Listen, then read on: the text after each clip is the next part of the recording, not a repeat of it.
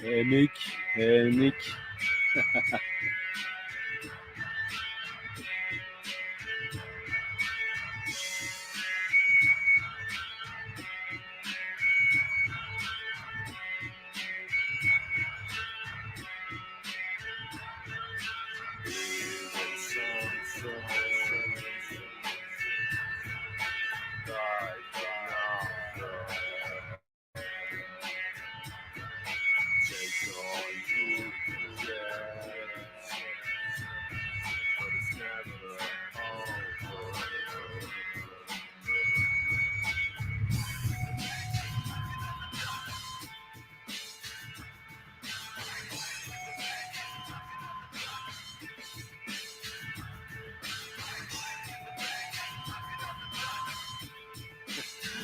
You're welcome, Nick. Yeah. Dogs. It's all dogs.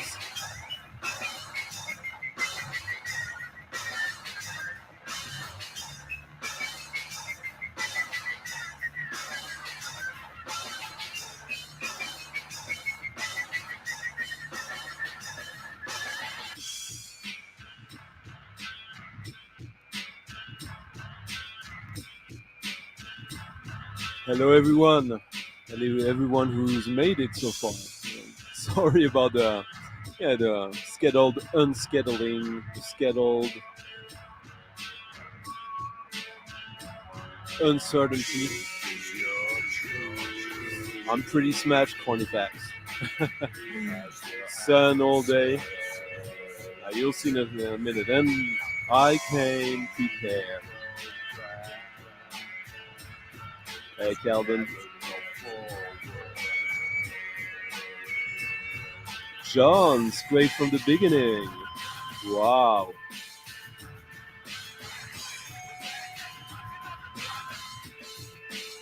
What the fuck is this music, huh?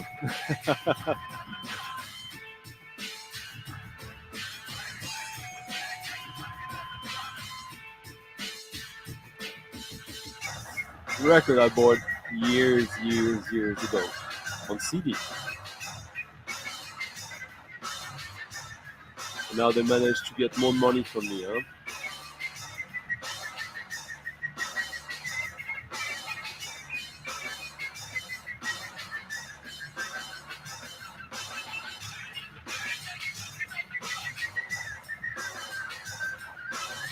I'm sure someone knows what this is, by the way.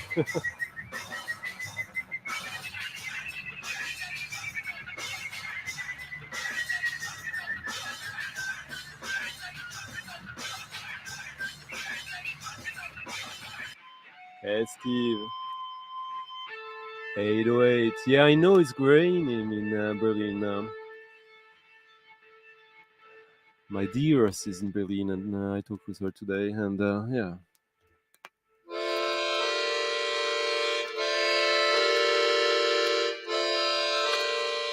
See? A little sun on the face.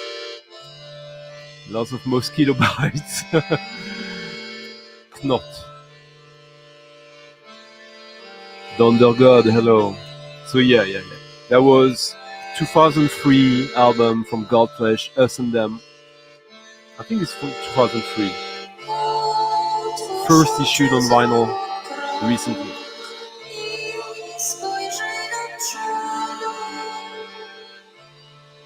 In my opinion, the last Godflesh album that is trying to do something a little bit new, like this song. There's also like a drum and bass song.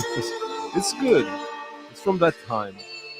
They just released a new album, and it's good, but it's the same as before.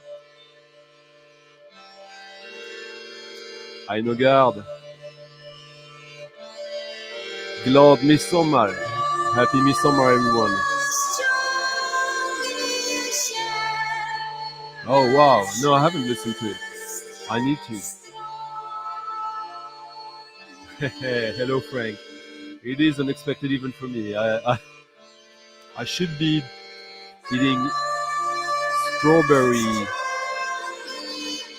cake with hard liquor with my friends right now, but I didn't have the right clothes for for the mosquitoes.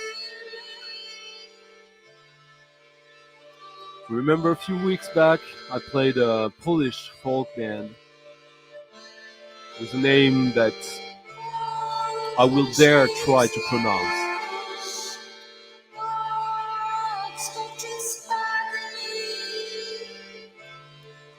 Shizji. Kish. Shizji. I tried. Someone will jump on me.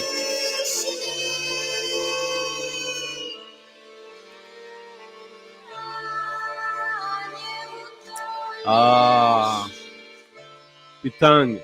It's always the G, the ing.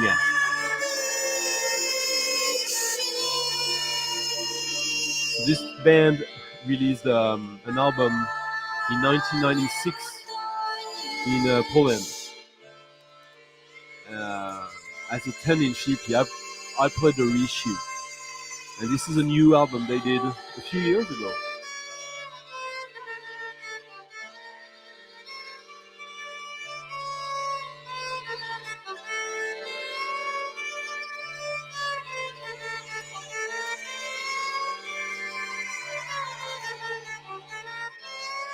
Not that I'm usually come very prepared, but I'm less prepared than usual.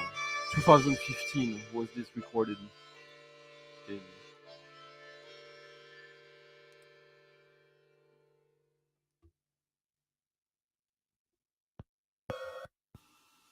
Yeah, and I wanted to play a little bit because it's a very nice album. The first album is mesmerizing with this like kind of personal take on medieval folk music, very cyclic. Love it. Bonsoir, bonsoir. À toutes, à tous et à toutes, ou à toutes et à tous. I still have some fuel for later. Anyways, hope everyone is good. I don't know if anyone here partied for Midsummer or La Fête de la Saint-Jean in France or whatever equivalent of it you might have wherever you find yourself. Hello, Mark. Where are you, Mark, and what are you celebrating today?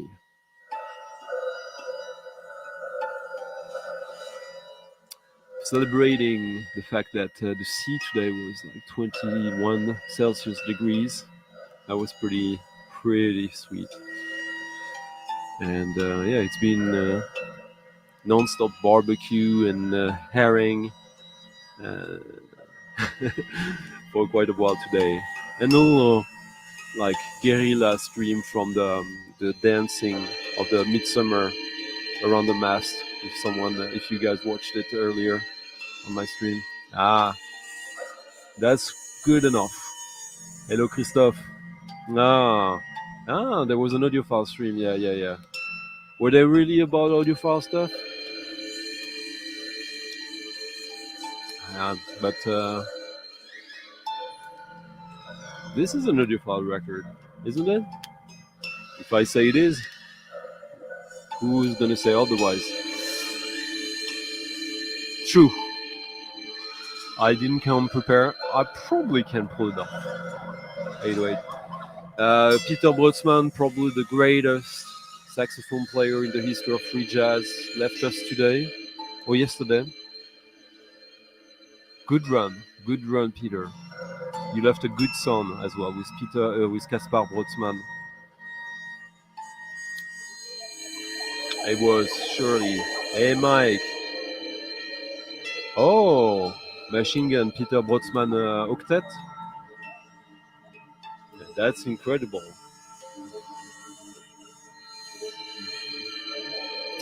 I have so many Peter Brötzmann records. Maybe I should go and pick some up. You guys tell me.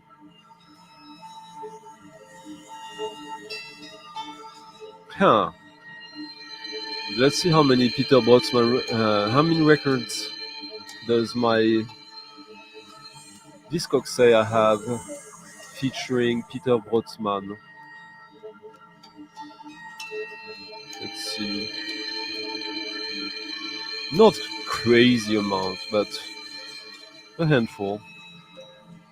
Let's see.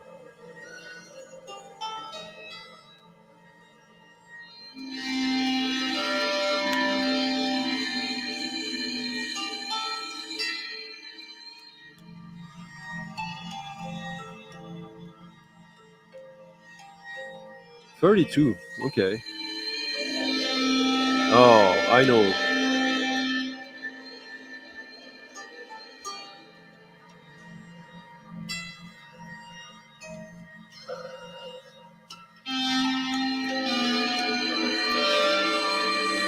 Yeah, I have the original of that.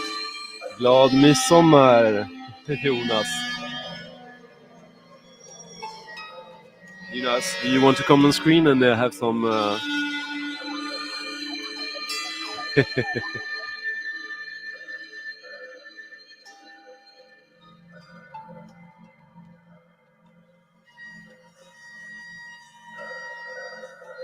Yeah, there you go. Some. Let's play some Peter Brötzmann that is not like very common or very well covered. 7-inch Globe Unity on FMP.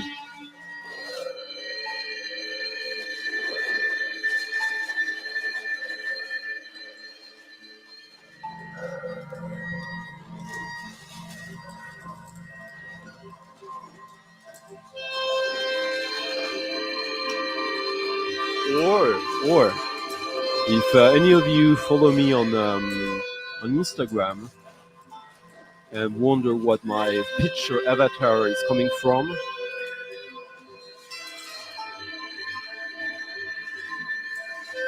gatefold double 7-inch. Yeah, let's play that. Isn't this wonderful, by the way?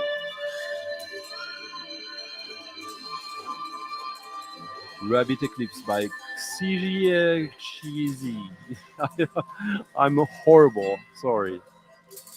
I shouldn't even try, should I?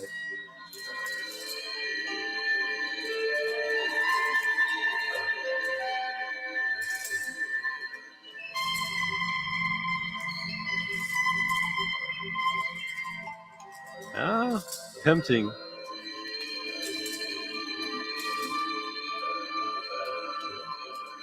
Yeah. Oh, okay. I'm curious about how it sounds. They're all welcome, Jonas. Hello, Marcos. Okay. Peter Brötzmann is not very cocktail music, but who knows?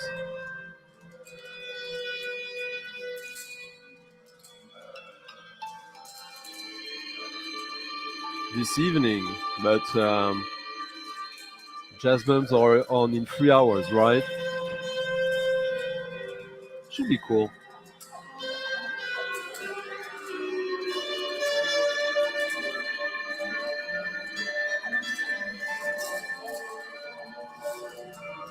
I have hair in my mouth right now, like a piece of hair, which is horrible, very annoying, and I don't know how to do it.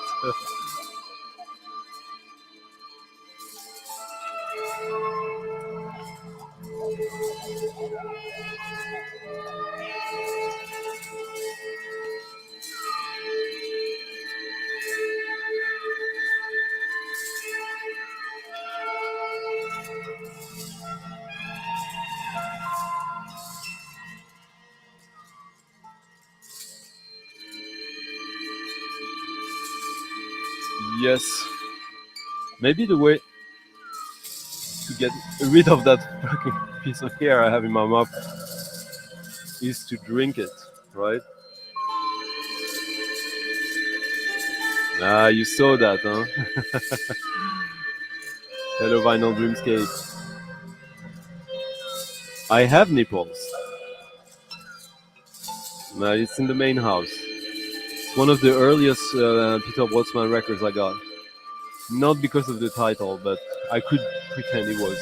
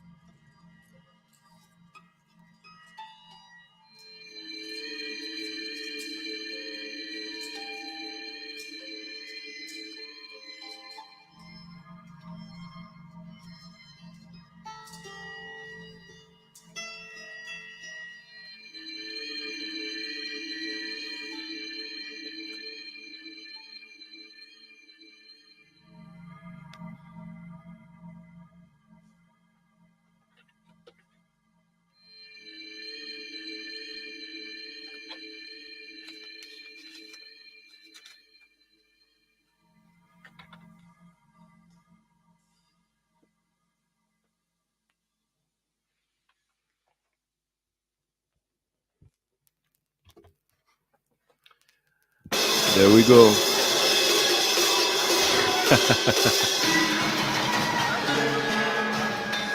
Yeah, for those who don't get the joke from Vinyl Dreamscape, I did a little impromptu mix stream, 5 minute stream this afternoon, or this morning for most of you in the US at least. Two nipples, yeah, of course, at least two, maybe more.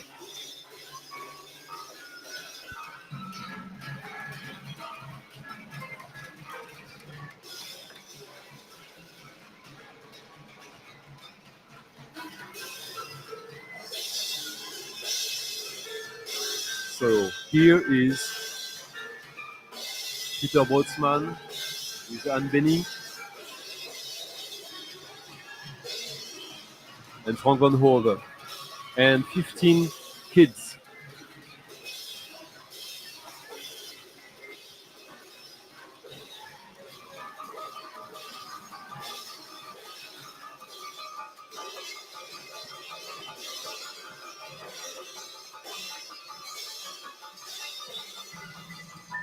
What a cool package.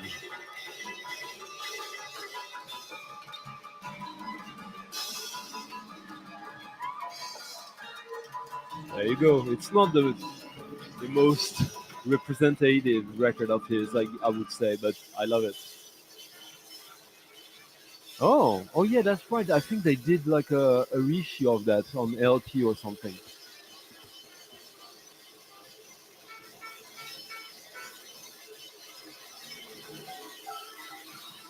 Yeah, actually, I saw Peter Brötzmann in Paris in like 93, 92 or 93. I was too young to understand it, but I enjoyed it, which is who cares if I understood it.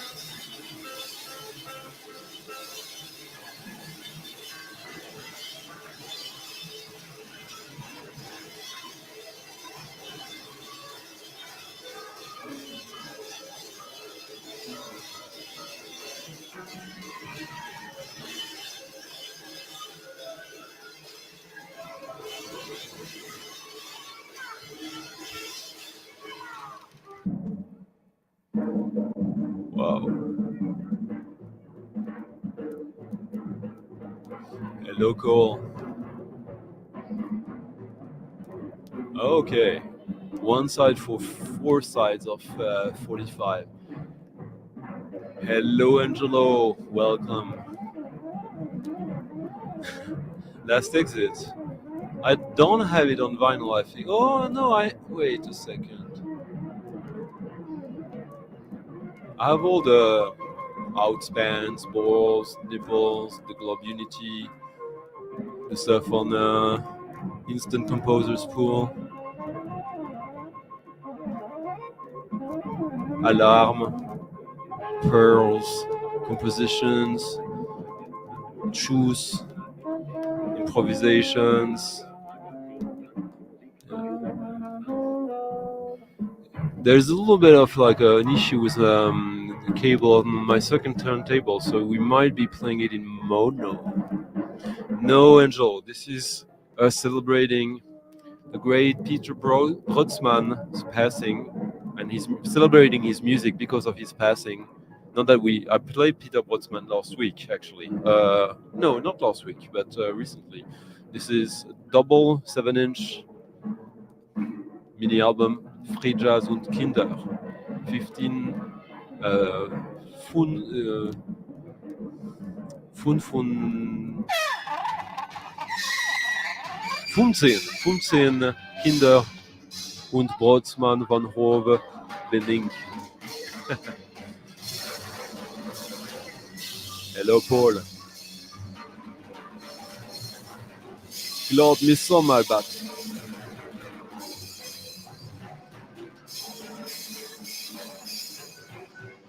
yeah, lots of these records are in Europe. Yeah, well.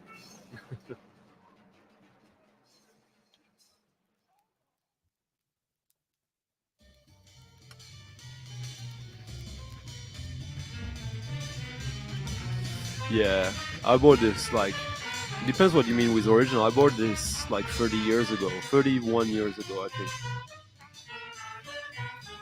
And it's sold. It was a long sleeve one, so I had to cut the arms because it was so, yeah. Well, yeah, rank here. And now, less Kinder, huh? Globe Unity 74. Also on FMP, Peter Brötzmann's label. Free Music Production. Frei. I think that's what it means.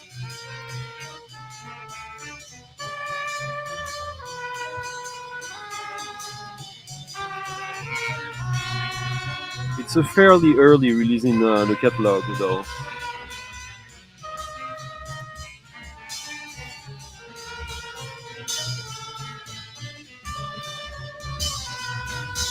And I must say, it sounds better than you hear it now, because now you only get one channel for some unfortunate reason. So I had to kind of mix it up a little bit.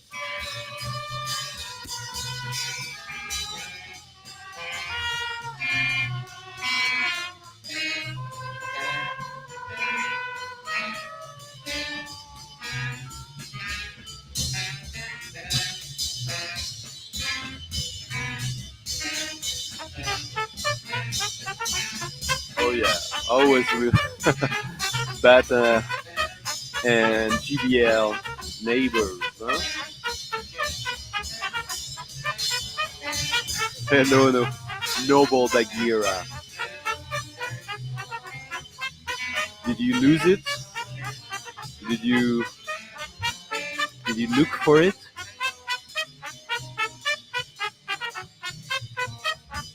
Yeah, it's a good book.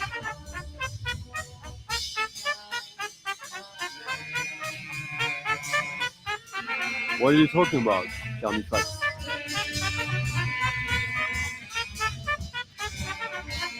Radio Gnome, salut. Hello, hello, Rev.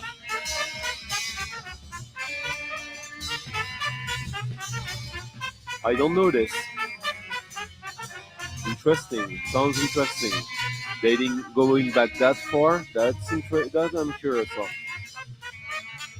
I'm especially interested in learning about the history around 5762. The paradigm shift.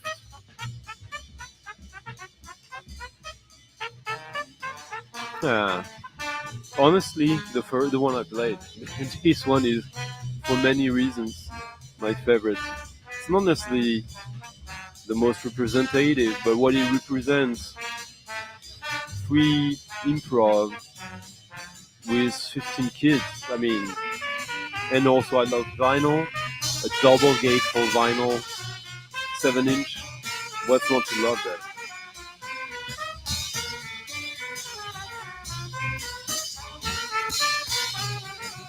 No, I have most of the early 2000s ones stuff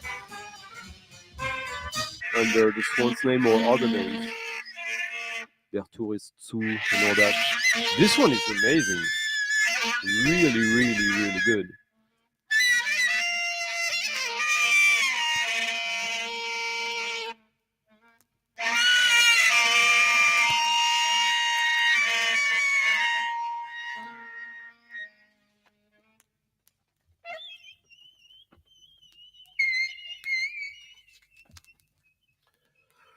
And by the way, as usual, like the video if you can, subscribe if you haven't, and if you're watching this for the first time, leave a tip to your DJ if you can and if you want in the Ko-fi link in the description of the video, and leave a comment on the video after the live show if you're watching this after, if you can't interact with us here.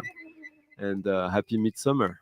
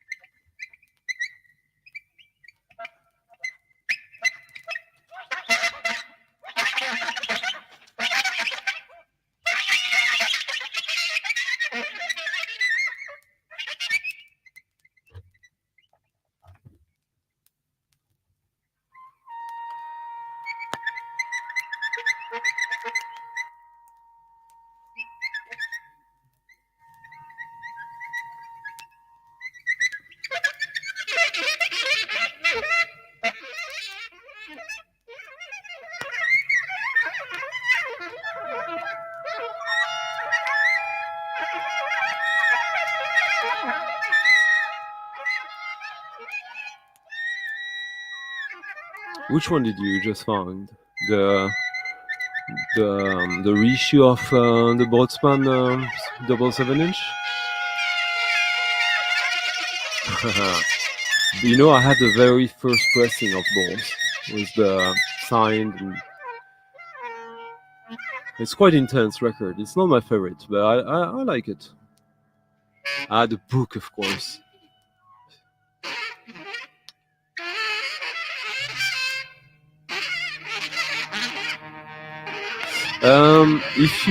I think the sales are live as soon as you actually pay through the system, through the PayPal, the Discogs checkout PayPal link. But if you buy, it's not taken into account in the sales until you have actually paid. because when you guys buy something of Discogs on my recommendations here, I see it right away if you paid. So yeah.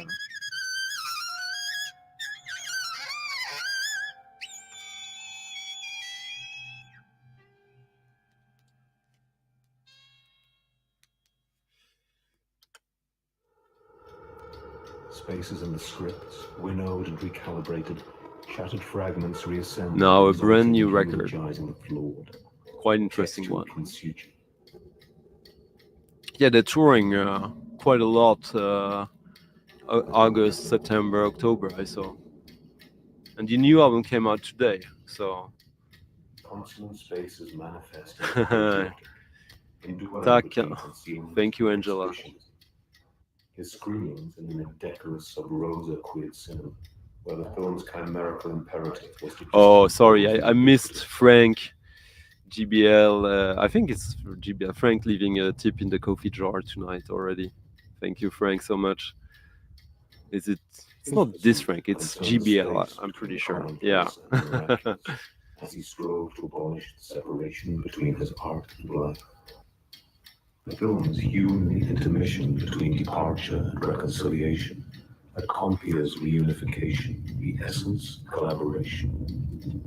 Each film saw Seven, an assembly of accomplices of the flock.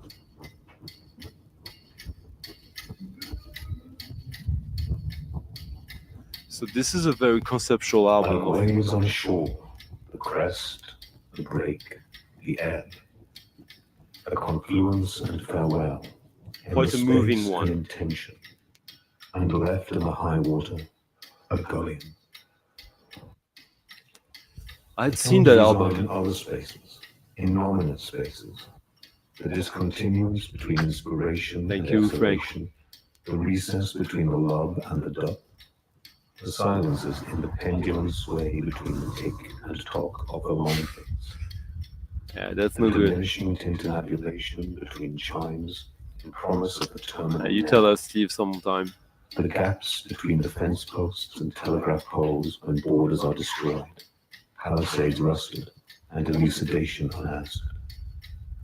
And in the cracks in the pavement, where seedlings force their way and eventually destroy the regnant desolation. A concluding causatum, a wool gathering on life, heavy and coil and soul, connection with and this. The nearing of a sempiternal tabula.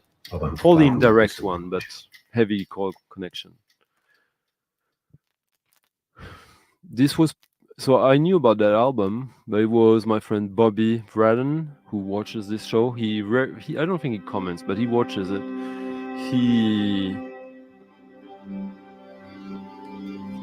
I was on the fence on this, and he made me give it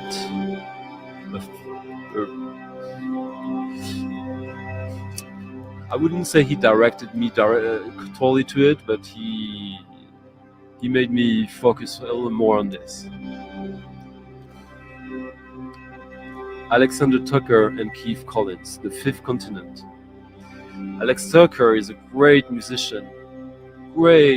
Keith Collins, less so. Keith Collins was the partner of Derek Jarman. Not the,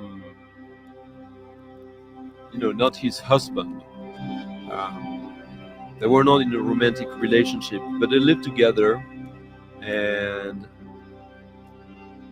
Keith was Derek's first. He was his muse. He played in many of his movies, and later on he became his assistant, faithful assistant. Like, there's this guy who worked for Stanley Kubrick for like 30 years and who's still working for the estate. Well, Keith Collins was that for Derek Jarman.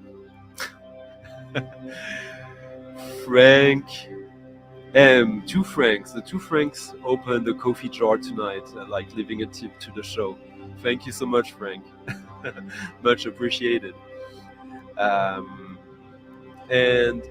of course, for those who don't know, a lot of the way I can get all these extra records for the show is thanks to you. So goes directly back into the show. And thank you so much, guys. So to go on, Alexander Tucker, multi-instrumentist, musician, composer. He met Keith Collins almost by chance, I think, where he lived in on the east coast of Britain, a very special place on Dungeness, and they began they became friends and exchanged ideas and such, and they started musing to have to start a project together. Keith was an artist, and and I think it was during COVID that they started to really get to it. This is, by the way, mastered by Stéphane Mathieu,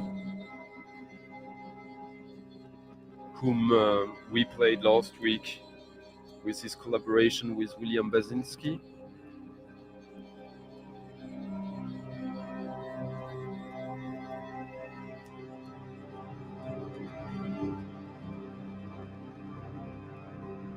That I put somewhere, not important.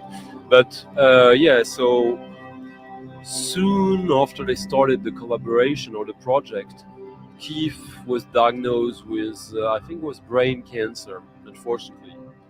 And it went rapidly. So what happened is that basically Alexander Tucker used recordings they made together that Alexander did also, and used also had access to the archives of Keith Collins, including the archives of his collaboration with Derek Jarman through Keith's husband, whose name I think it's James Ginsberg. I'm not sure about that, to be honest.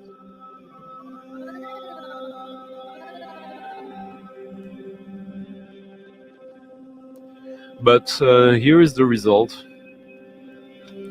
Oh yeah, no, it was before COVID. Keith died in 2018. But what happened is that Alex Tucker, he went to Dungeness to finish it off in the house of Keith Collins under the benediction of his husband. And it's just a fantastic record. There's a limited edition of this with a book of photographs of the landscape of Dungeness. And I don't have it, but I've seen it. It's beautiful. I should have gotten it. I mean, you can't get everything, but this is beautiful, ambient. It's more than ambient. You see, you can hear all these strings. It's so very romantic music.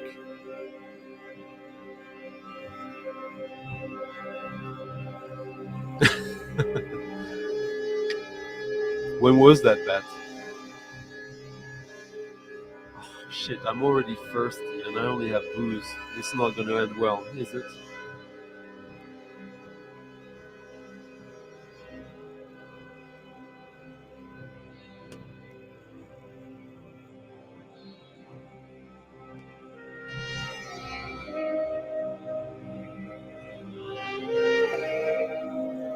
But this is a record I highly recommend you guys getting if you like it. I think they only did 300 copies of it, and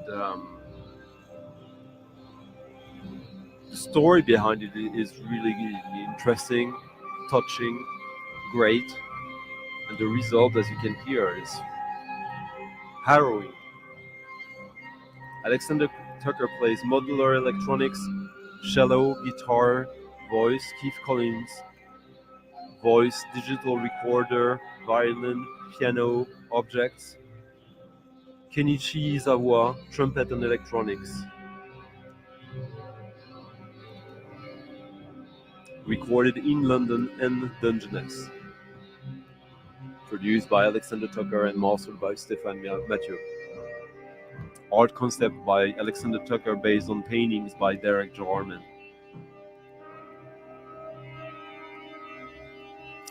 Simon Fisher Turner is not surprisingly thanked in the quite short thanking list. Thank you, Angelo, for tipping the show. Much appreciated. You are much appreciated, and your tipping of the show is much appreciated. Yeah, I'm not surprised you like this. And I'm happy you do. Happy Friday evening and happy Midsummer, RTLF. Usually, like Midsummer is the night between the 21st and 22nd, the longest day of the year, the shortest night of the year, the nightless day up here in Sweden, a little upper here. Like right now, it's 23:23, very interesting number, and it's dusk. There's still some light, but as you can see. But the sun is gonna go up in 2 hours.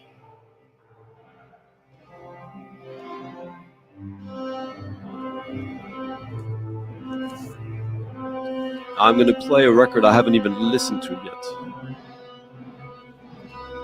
So it might be total shite.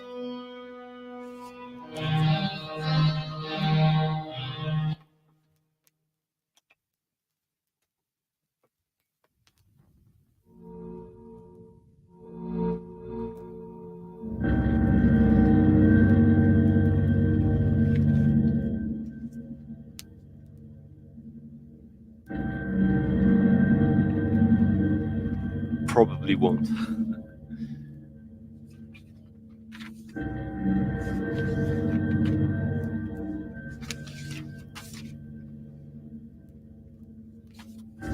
Always.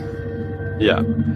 And yeah, you guys tell me what is the closest equivalent of like the Midsummer we have here in Sweden that you I know in France we have la Fête de la Saint-Jean, Saint John's party where you gather around and make a big fire, like kind of a Wicker Man ceremony. But it's fallen kind of out of fashion in France, at least in the big cities, obviously. Lighting a big fire in a big city, yeah, no one is going to let you do that. But here in Sweden, Midsummer is like, it's bigger than Christmas, I would say. Because it's more social. Yeah. Glad midsommar, Andreas. Vad trevligt att du är här. Med vår norsk vän på skivspelaren. Highly anticipated record by me. One of these records that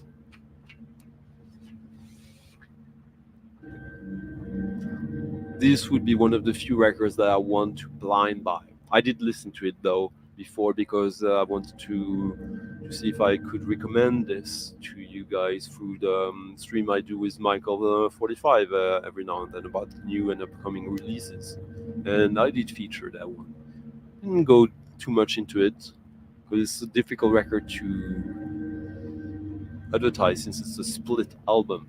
Always weird concept, I think, but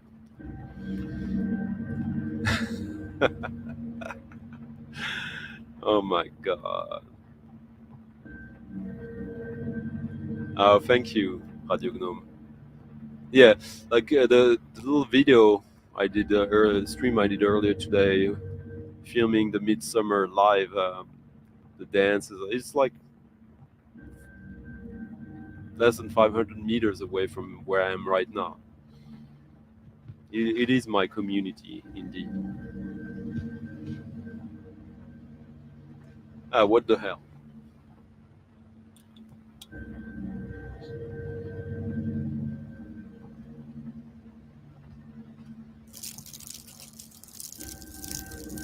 Timing.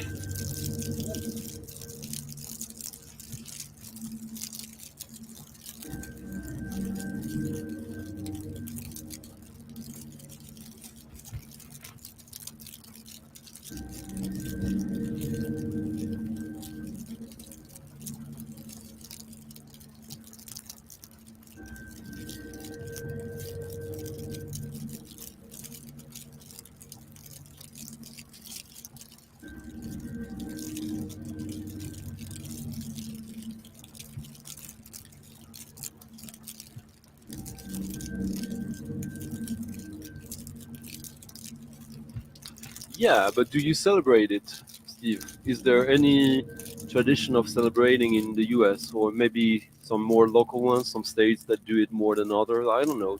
Tell me. I'm interested. I I love this, obviously. If you guys know me, you know that I go straight for that kind of stuff. Cheers indeed.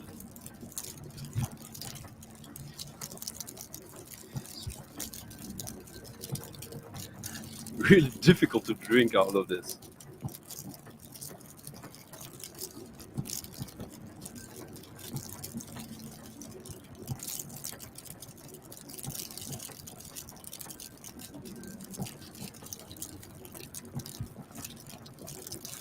Already had quite a few options, similar ones today at lunch, and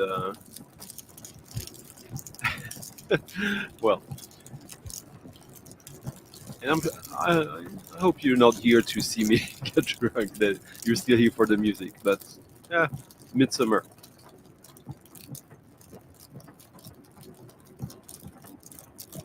Tack, Andreas. Andreas just left a little tipping in the Ko-fi link in the description. Thank you, Andreas Nyberg. Tack så mycket. Glad midsommar. Not very happy music, is it?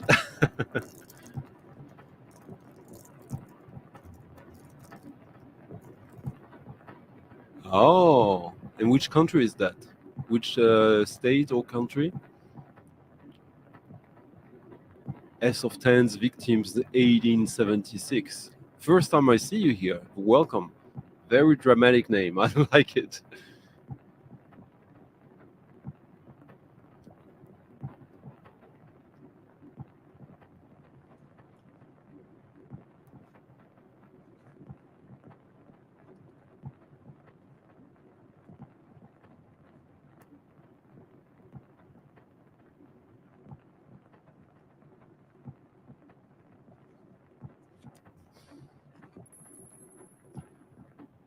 It's a good tradition, though. Brothers. Huh? Quebec, of course. I should have figured it out with. You gave quite some clues. So tomorrow is going to be pretty special for you. National Day. How do you celebrate it? Towns victims. Hello, Paul.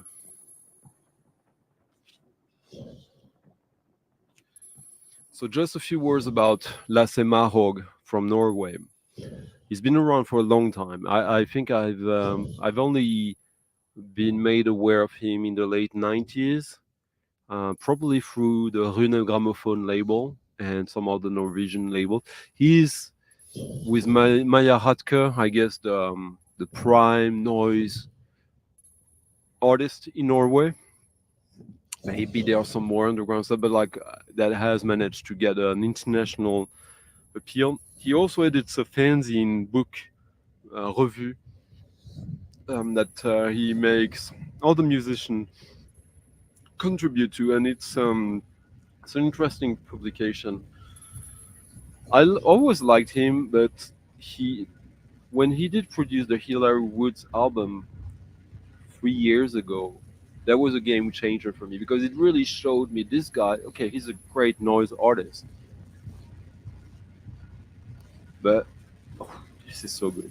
This is really good. Wow. Well, when he produced Hilary Woods, who's like an indie folk singer, it's a little more complicated than that, obviously, but he really killed it on that record. Also, mastered by Stéphane Mathieu, by the way.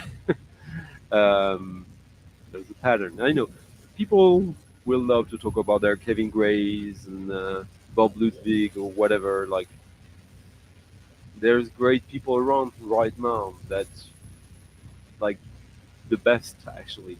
People who know about the past but who understand new technology probably better than a lot of the old timers. No disrespect there. Um, but getting solo Lasse Marhog album in solo, where it's not just pure like impulsive, or like, when he does his noise records are sometimes it feels like he's getting this out of his system, and this is much more multi-layered, and I really really love this, what I'm hearing right now.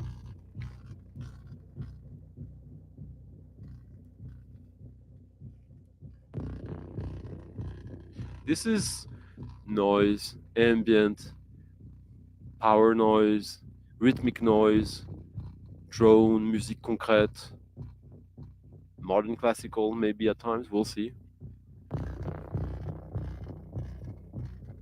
That's the spirit. Quite French.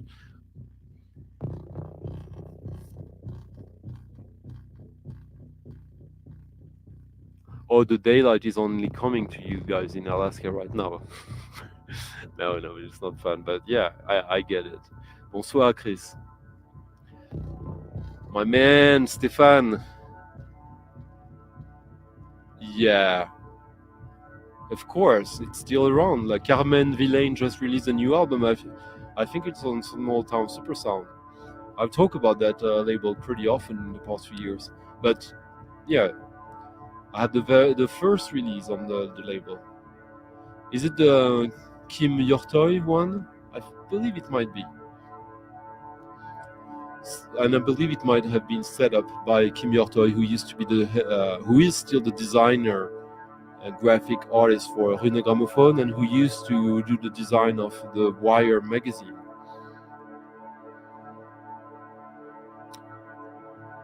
Thank you for agreeing with me, Dean. Not that I need anyone to agree with me, but it's always nice when I play the record to see your reactions.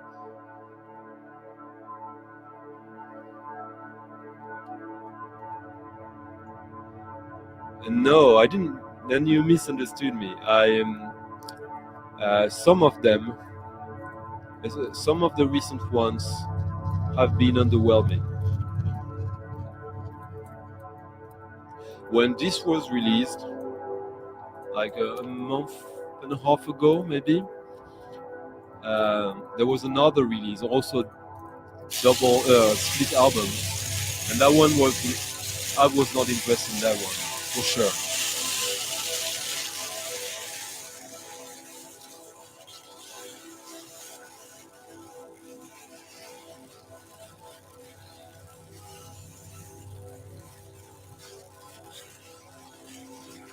Okay, and how do you rate the other one? Not bad, but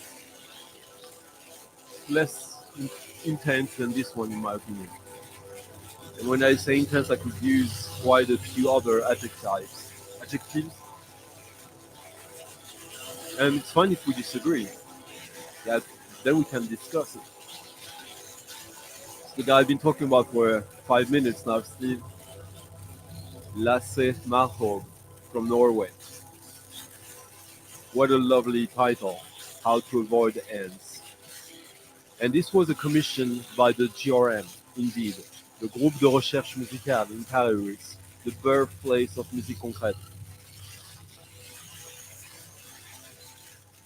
For me, I'm getting 4 on 5 and 5 on 5. The 3.5, if it's an artist I don't already have an interest in, I'm probably not going to get it.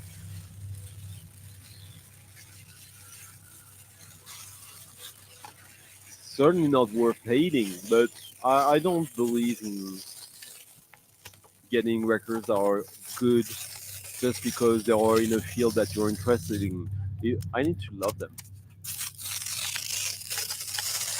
That's why I love when there's an artist I love who has like a couple of albums.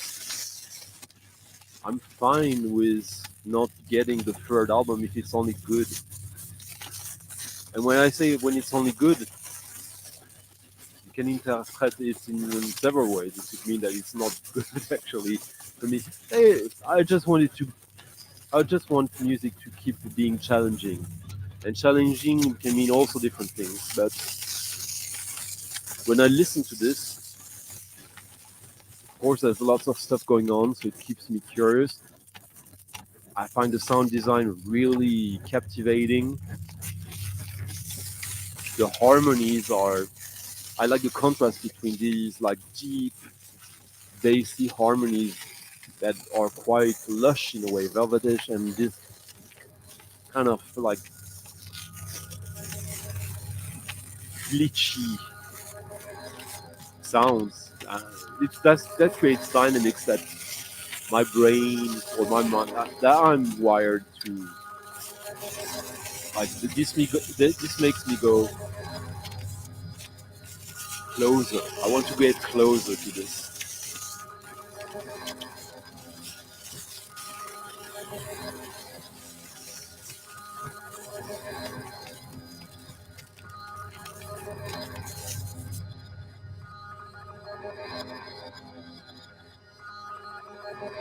If it makes sense.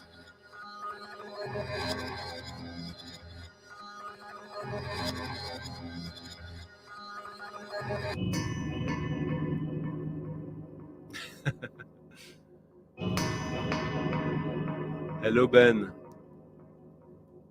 That's a good way to both ways.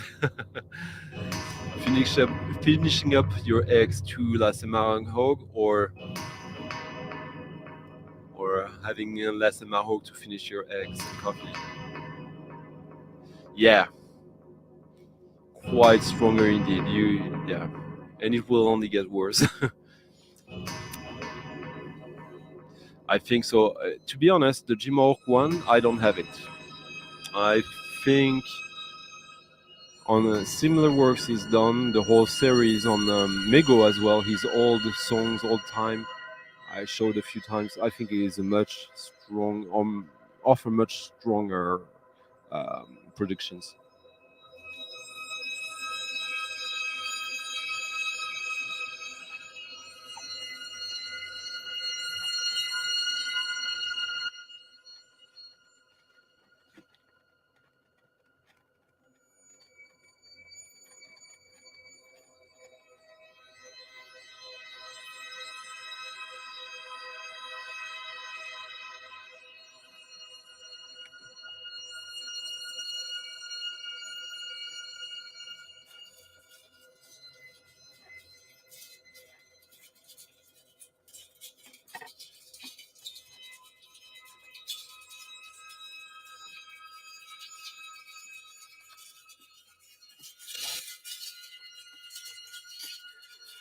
And worth noting, by the way, before that on that turntable, I was playing this 7-inch from Globe Unity, Peter Brötzmann, 7-inch, 45 RPM.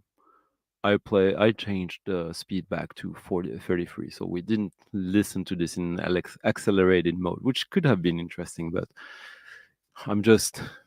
I have enough percentages in my bloodstream right now that would have made it excusable.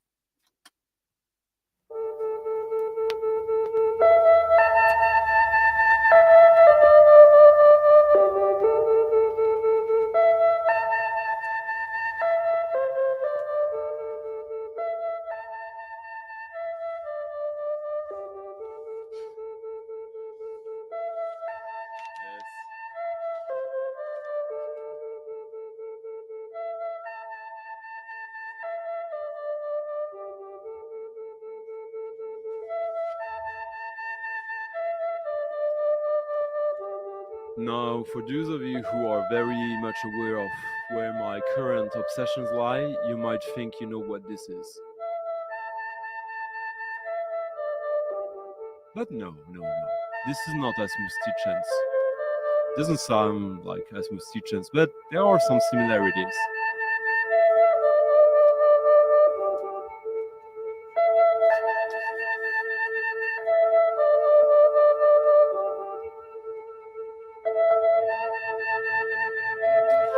Something else, but something connected to my favorite band. This is not new, and not new, but I've never played it here, and that's what the stream is about.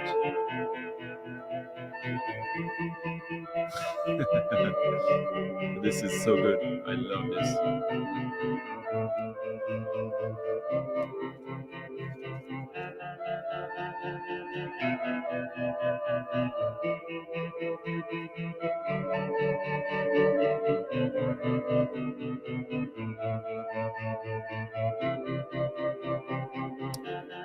Hello, Jeffrey. Yeah, we played some Brötzmann already, like a couple of records earlier. 45 7 inches.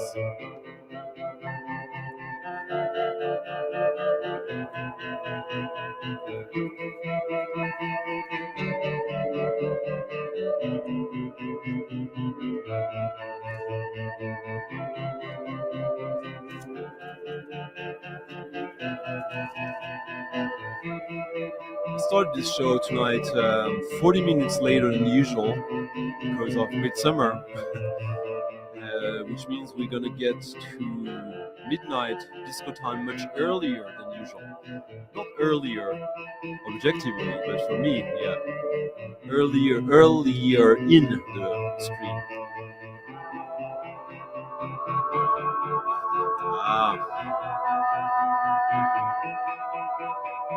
This band only had one album properly on vinyl.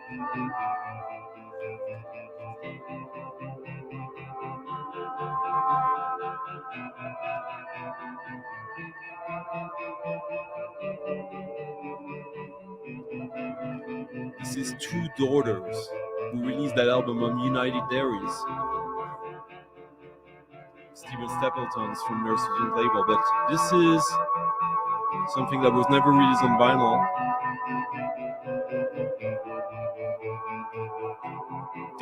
Double LP compilation on was it on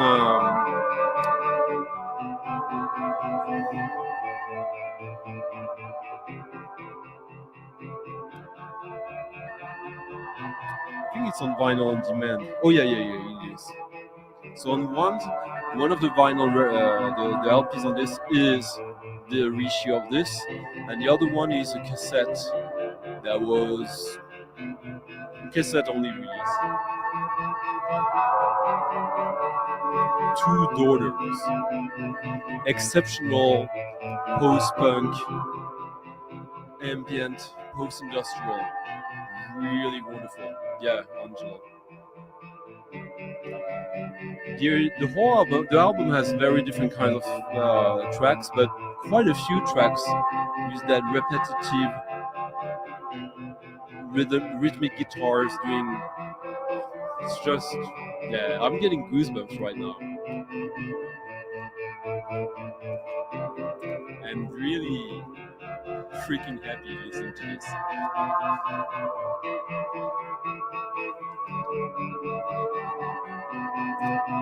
So in reality, I don't need this record anymore since it's in this already included in this reissue. But it's on United. There is Steven Stapleton, Nurse Wound. I'm weak for him. I'm soft for him.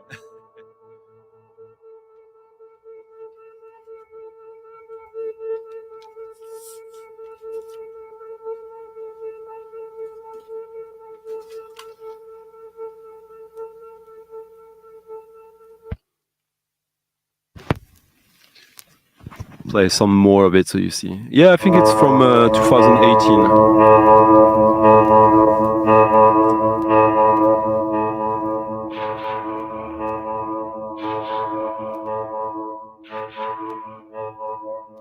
Come on. It's not a contest.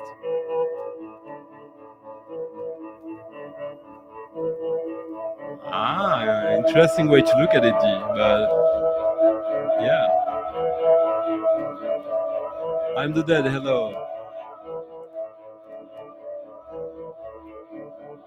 Yeah, kind of same here. But for you, it's even more dramatic. I don't know, you're probably like an hour behind me. So I started late as well. Like I started like an hour ago.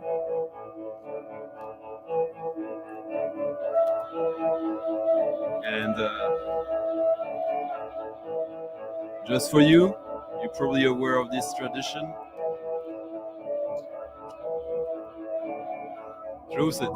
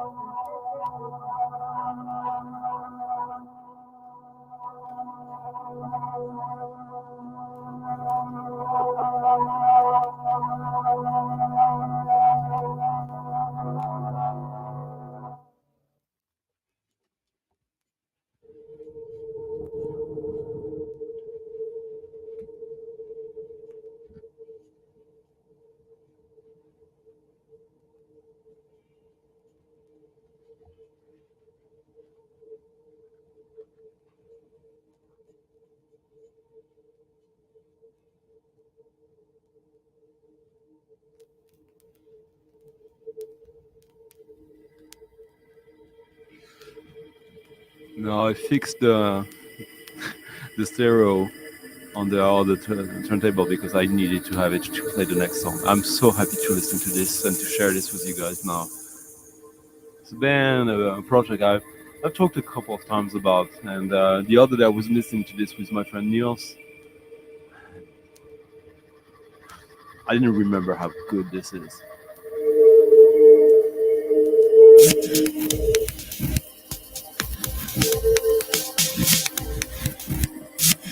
It goes perfectly well with two daughters right now.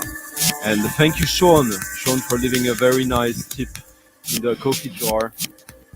Always helpful, appreciated, and this goes back again. Like, who knows what I'm gonna get with this? But Sean, you rule. Thank you.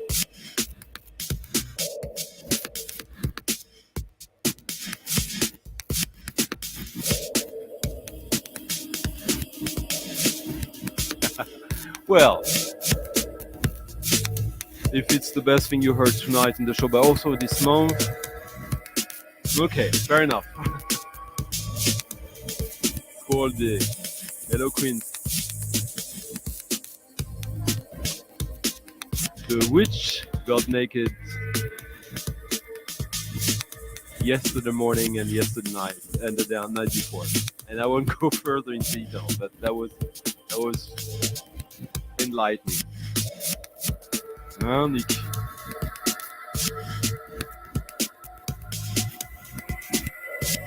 Exactly. Did Wire go crazy for it? Yeah.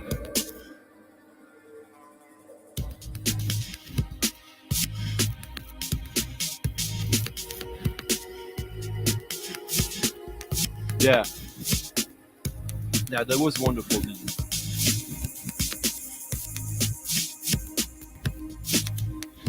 Brännvin, såklart. Oh! So here in Sweden we eat rotten herring. In Iceland they eat rotten shark. Okay.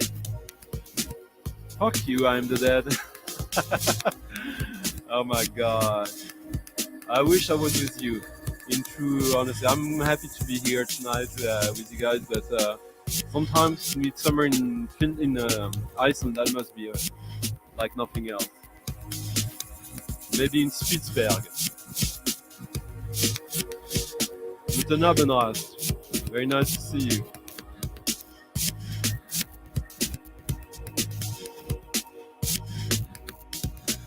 Not directly, but no, there's not like one place that survived. There are places with the what are they called again? The stones with the runes. Nightmare. Hello, Nightmare. Welcome. Never seen you before under that name at least.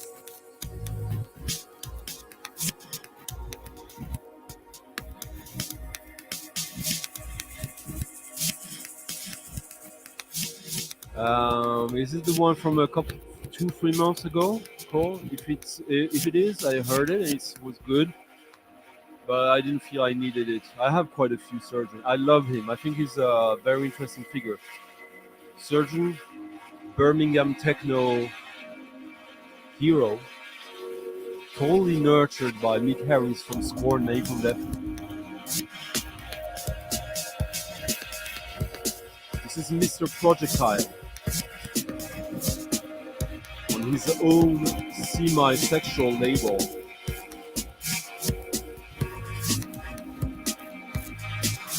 This is from like 2003, maybe 2004.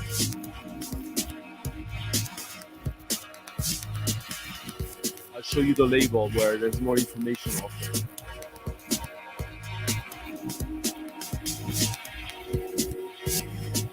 What prevented you? Well, very nice to finally see and meet you.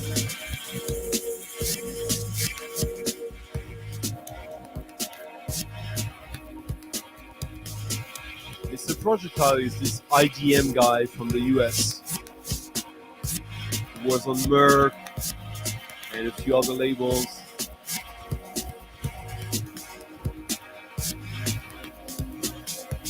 And whom I believe never got his fair share, his fair attention. Because this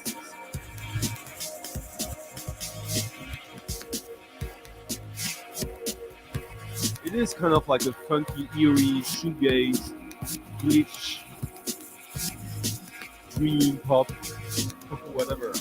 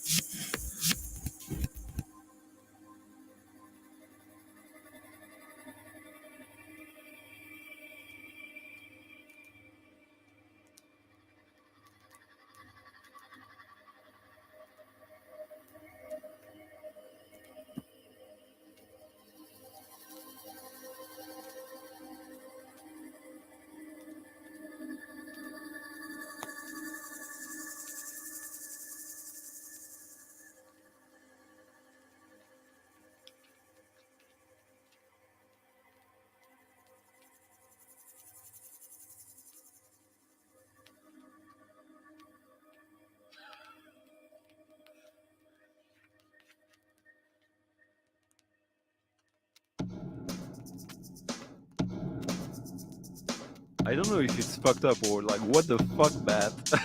Really?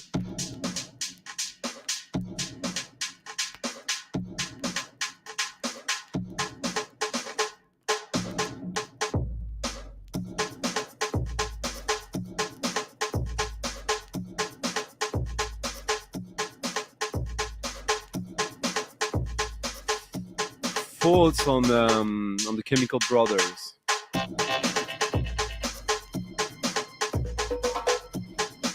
There's one Chemical Brothers song that I still own, and I kind of cramped behind some records there. I'll see if I can dig it up. Usually I don't like the Chemical Brothers, and usually I'm not interested in what they do. I remember, like, I did interview them in '96. I think, in a way, I'm kind of grateful that they exist and what they did to further make electronic music more popular, even if I find that most of their stuff being rock in a way. But I have a remix they did that I really like. I'll see if I don't think I will be able, but let's indulge me. If I can't, I'll tell you what it is. Bonjour Anthony. Le team. It kind of is, huh?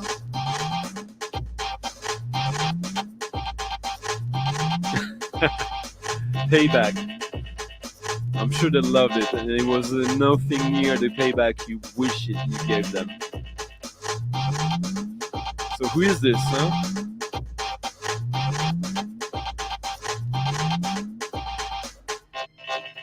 This would be a good Chemical Brothers song if it was a Chemical Brother, right? But it's not. Scaramanga. Scaramanga Silk, sorry. Or Sick? Scaramanga Sick. No, Silk, exactly. Fun record. Cover art by Kongs Ompax, who used to do some good, like, abstract hip-hop records on Planet Music. This was released on a label I have no idea about. Microspiral, never heard about it. I bought this when it was released a few years ago. Oh, 2016, quite a few years ago.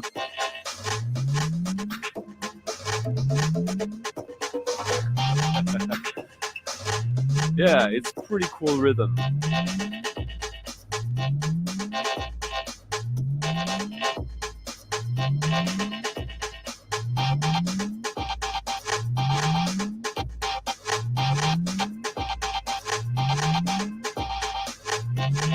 That was the Mr. Projectile track that was played right before.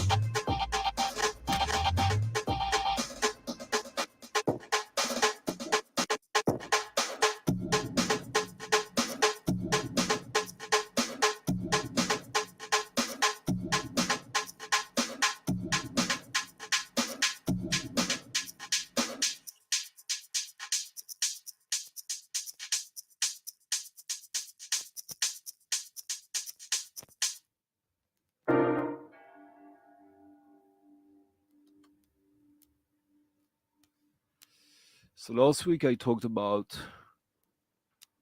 Yoshi Wada. Tashi Wada, yeah. And I think I quickly showed that record. And an old recording of his father, Yoshi Wada, The Pointed Cloud, that was released on Tashi Wada's own label, Saltern.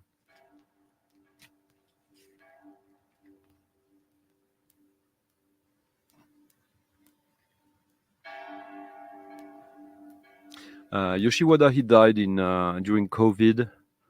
I'm not sure if it was off COVID, but this was originally released in 2008 on CD or cassette. CD, yeah. And but recorded in '87. Yoshi Wada is the drone master of bagpipes. What he would do is he would connect bagpipes to vacuum machines that he would invert, so the bagpipes would be played mechanically by the vacuum machines, vacuum cleaners, and he would connect a lot of them and tune them. And on this, he played the organ as well, and it will just grow. You'll see. It's a wonderful recording. It was released on vinyl in 2021, and I got it for super cheap because no one really bought it. So, I mean, the two albums of Yoshi Wada that were released in the 70s, one on FMP actually, on Peter Brötzmann's label, amazing stuff. M Records, who released the CD of this originally, they released also some archival stuff in the 2000s that was good, but not essential.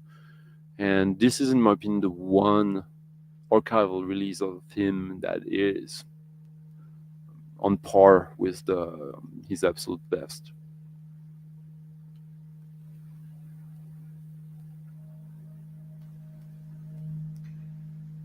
Starts very quiet, but you'll see.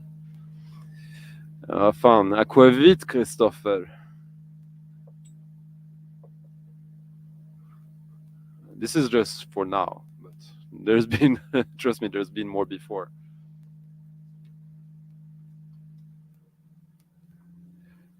Hello, Jeff. See you tomorrow, hopefully.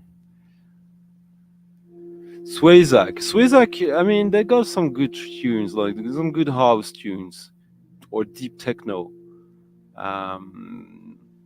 Not everything. I mean, I think they were signed on Callcrack's label at one point, weren't there? I have a couple of EPs of theirs.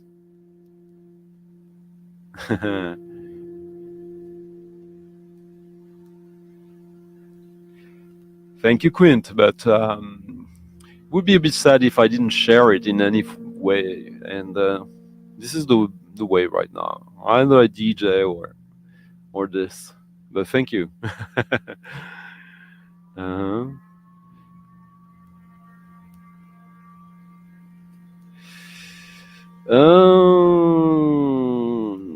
Yes, I'm saying. I mean, it's a really good recording, but I don't think it's as good as the two first LPs of his, and as good as this one, which starts admittedly quietly.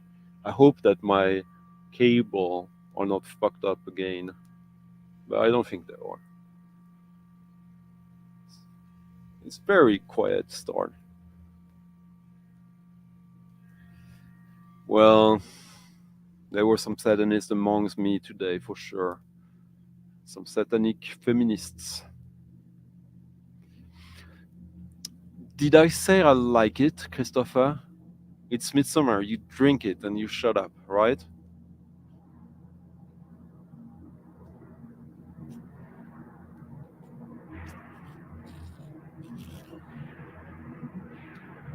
Et voilà.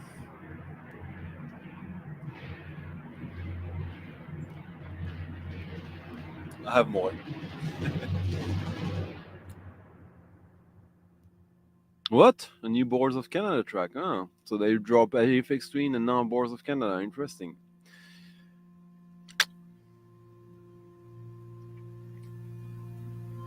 Oh no,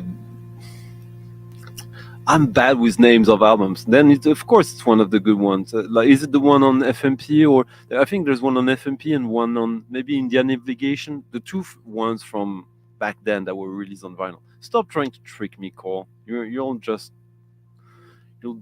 get a ghost in your bathroom trying to suck the turds out of your asshole if you do that. Trust me, I have that power on you.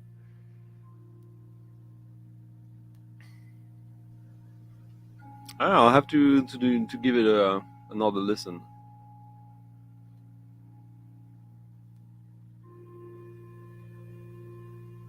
Yeah, well, yeah.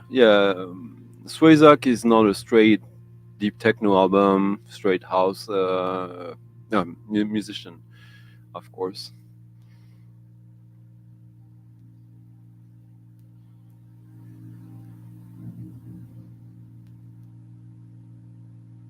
Mhm.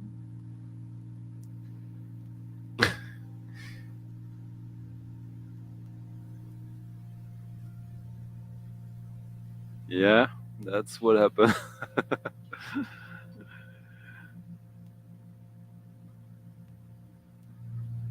Oh, what the fuck?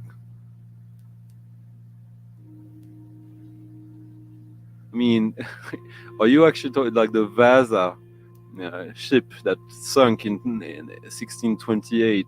Of course, it sunk with a bunch of bottles. Are you saying that you actually drank a 400-year-old like bottle of like badly made spirit like alcohol? My God, that's hardcore, Christopher. But I'm sure I misunderstood you.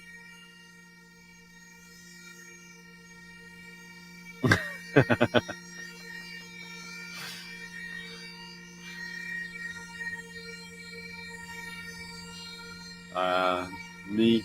I build them. I know what's going on, but maybe I don't. And maybe you're right. That's uncalled for, Hertelef. Please leave a tip in the tipping jar, just for that bad joke that made me feel really bad. Thank you, Hertelef. Guys, like the video, leave a comment, subscribe, leave a tip in the coffee jar in the link in the description. Thank you, Hertelef.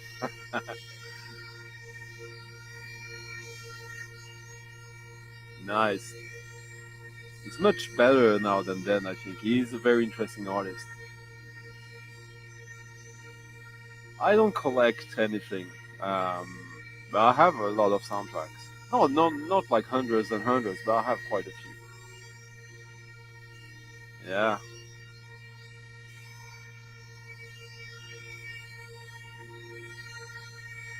yeah.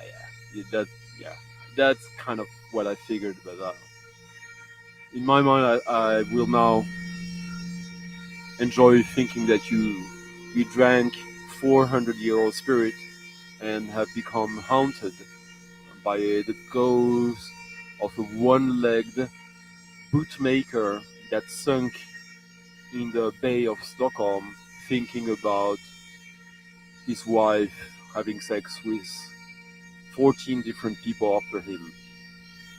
That's what I will think about when I think about you now, Christopher.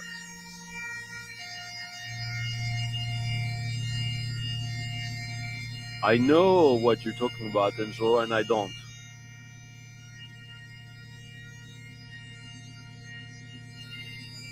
Ah, yeah, that has happened more than a few times.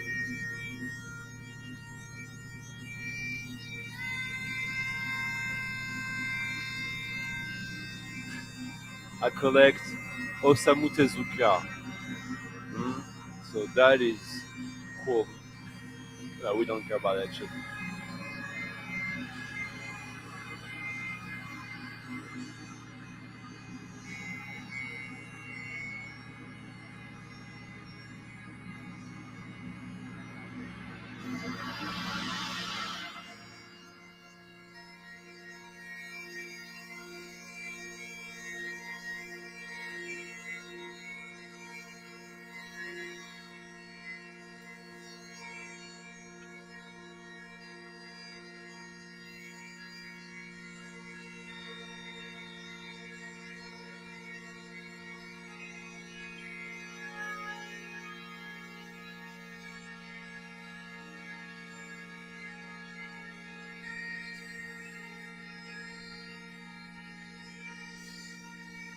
All right, I'll try to move around some of these records so I can indulge with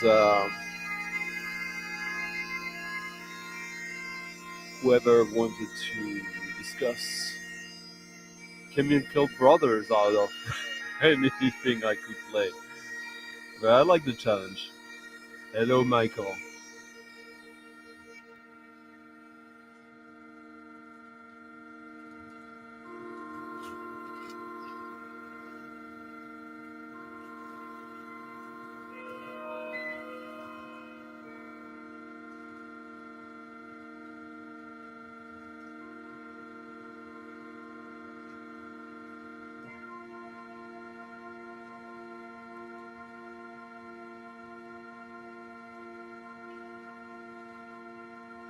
I am a little drunk, so I'm doing stupid shit with the records right now. But yeah,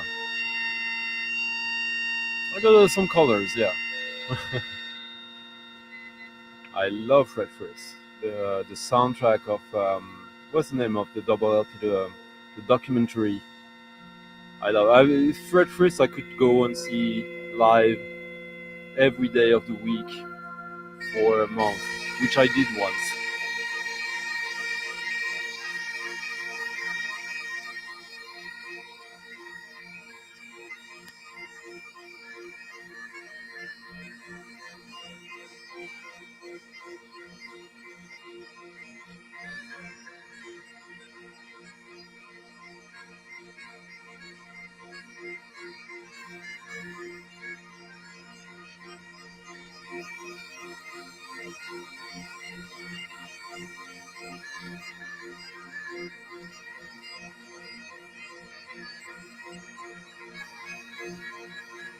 Thank you, Robert. Robert, for the tip in the coffee jar. Thank you very much. Much appreciated. And I have a few ideas about what I'm getting next that is quite special that I can share with you.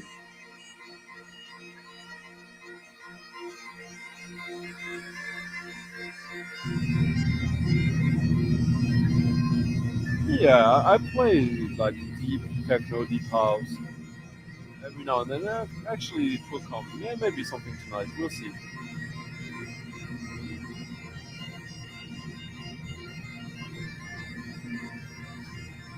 Thank you, John Levinson, for getting on with tipping your Midsummer DJ tonight. John is a regular supporter of the channel. Much appreciated. So let's try to read. I'm getting a bit distracted.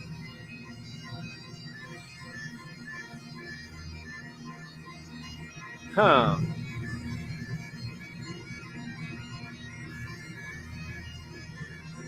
I just found a record that Angel sent me, Irish music. I played a track of it earlier, but yeah.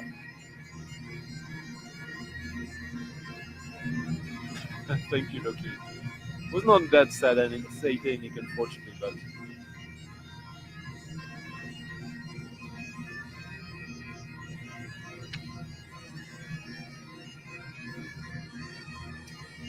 Sean, thank you for tipping the show. Thank you so much. Yeah, this is great.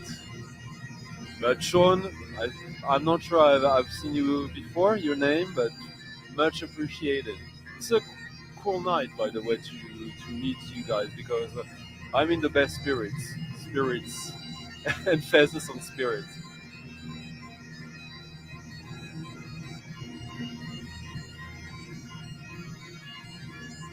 Man, you're such a fan, Cole.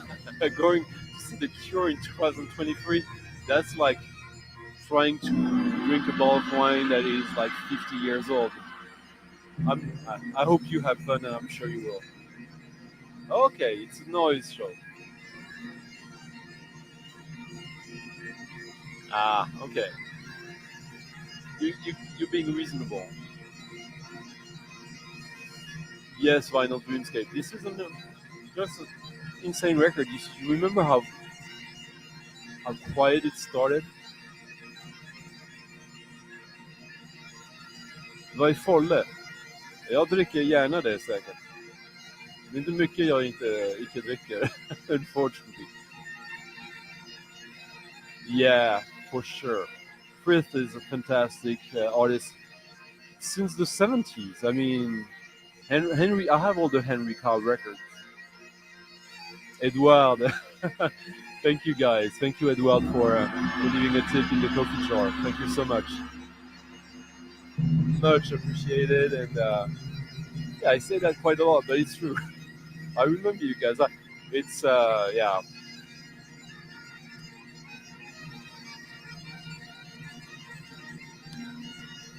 Yeah, the tipping here helps to get the records that are impossible to get for me normally.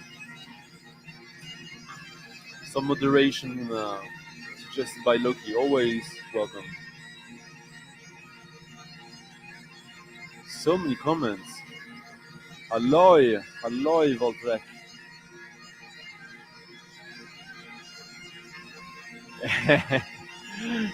Yeah, it's the one they're reissuing. Actually, they are reissuing it officially. Now I don't have it, but it's a fun record. I've I still have the booklet of it. Yeah,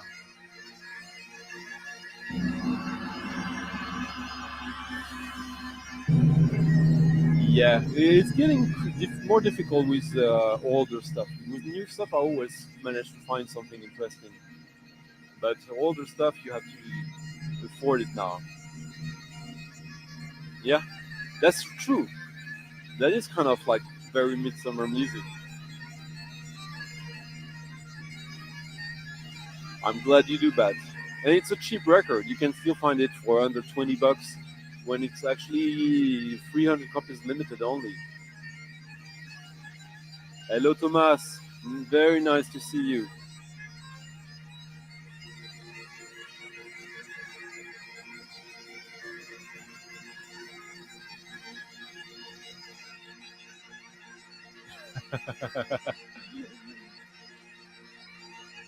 Shit, I'm trying to keep catch up with all the comments.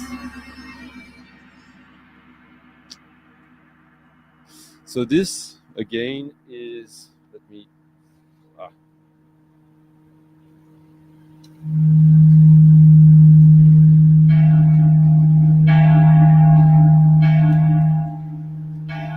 Yoshi Wada's The Appointed Cloud on his son's label, Saltern,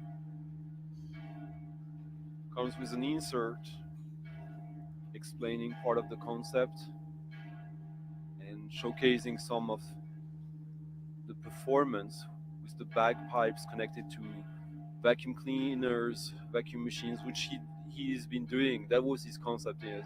When he arrived in New York, he comes from Japan. I think he arrived in New York in '64 or something like that. Got straight into like La Montaigne, that scene, and it took a while for him to find his concept. I would say that in many regards, his career is goes in parallel with Charlemagne Palestine. But yeah, now I'm late again with all your comments.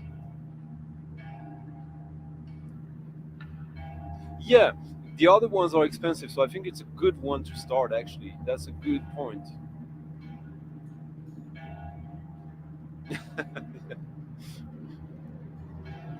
No, nothing wrong with the Arctic Monkeys. They're far from being the worst indie rock band. Oh, you missed the title. Okay, okay. Appointing the appointed cloud. You got it, John. You tipped me tonight, so of course you're gonna get. You can ask me again, as long as it's no, even if it's a joke, a running gag.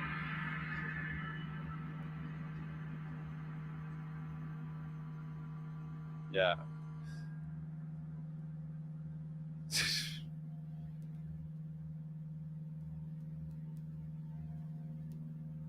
Okay, I'm caught up with your messages, so I can look for the next one.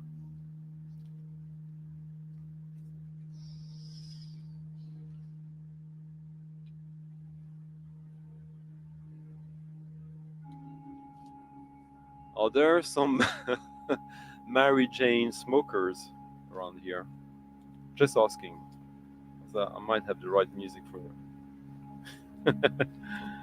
Horrible to say, yeah, but sometimes when it's true, huh?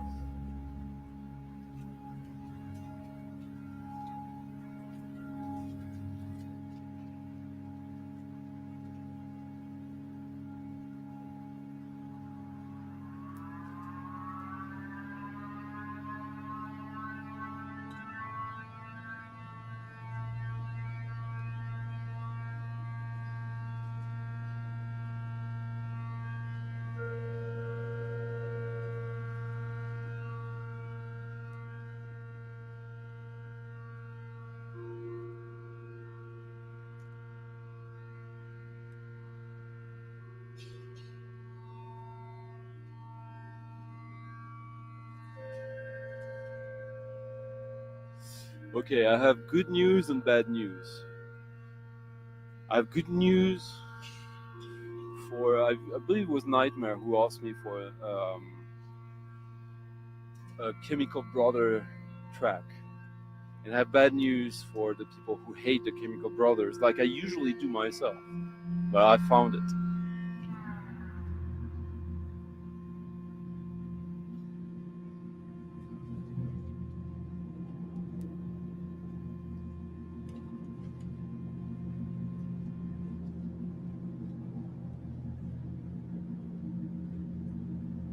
Oh, you tipped me under what name, Cole?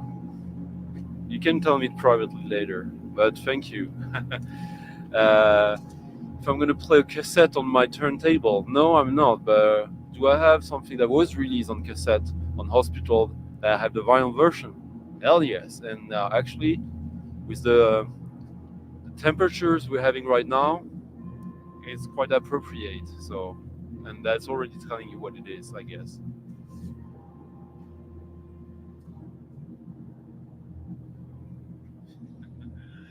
Thomas, thank you, Thomas. Came late and already made the most generous tip of the night. Much appreciated, Thomas. Coffee link for those who can and who want, and everyone is welcome, anyways. But much appreciated, Thomas.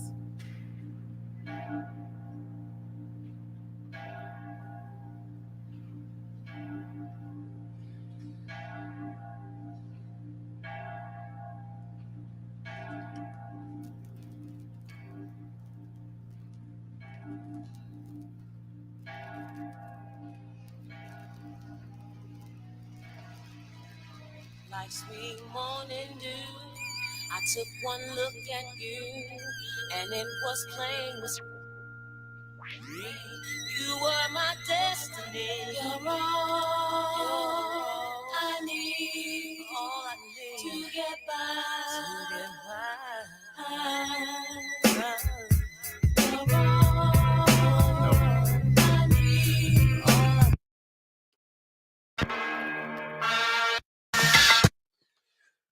Wrong version. Sorry.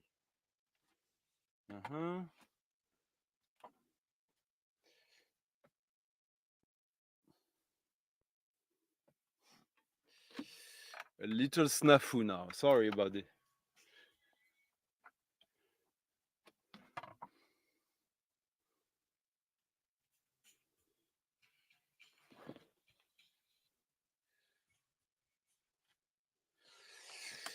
You know how it is sometimes when records, the labels are uh, have the track listing order wrong, and you trust it.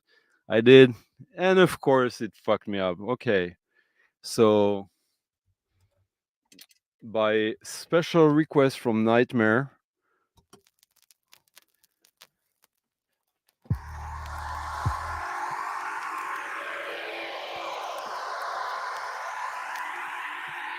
my absolute favorite Chemical Brother track,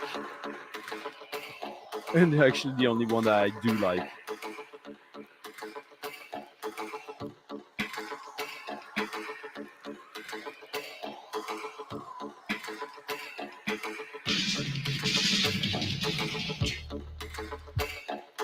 Chemical brothers.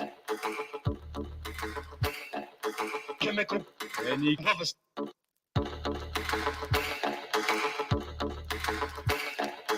Okay, I see. Thanks.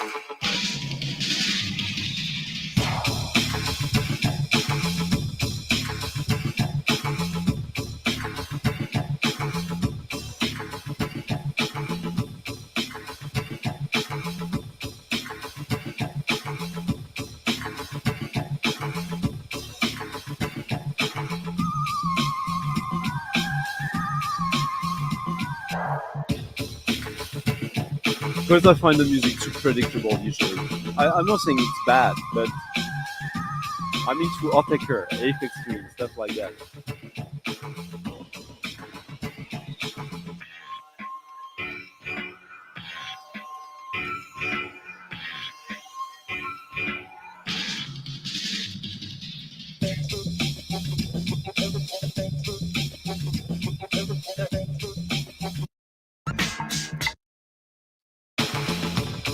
This is fucked up. This is the instrumental. I wanted to play the vocal version. This is not good. Wait a second. I'm sorry. See, the schnapps, Midsummer schnapps, starting to have effect. No good. Okay, I see now. Now here we are. Sorry about that. And it very much sounds like maybe 98, but you're close enough. Maybe 97. Who knows? Chemical brothers. Chemical brothers.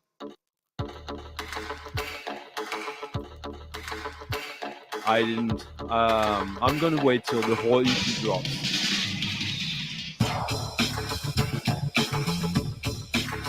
I like whole Odecker.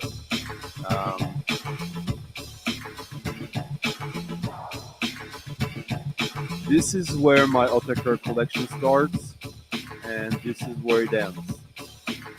And as you can see here, Aphex Twin. Inside my astral brain, find out my mental, place on instrumental records, hey, so I can write monumental methods. I'm not the king, but niggas is decaf. I stick 'em for the cream. Check it, just how deep the shit get. Deep as the abyss, and brothers smash fish, accepted in your course color. Clothes you crossed over, then got totally crossed out and crisscrossed. Who the boss? Niggas get tossed to the side, and I'm the dark side of the force. Of course, it's the method. Man from the Wu-Tang Clan, I be hectic and coming for the headpiece, protect it. Fuck it. 2 tears in a bucket. Niggas want the ruckus. Bustin' at me, bro, I'm not bustin'.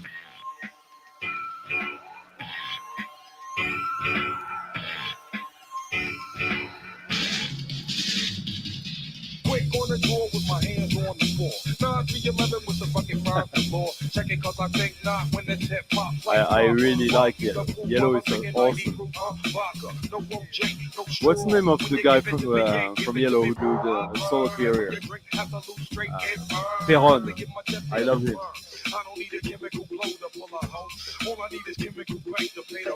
Makes sense.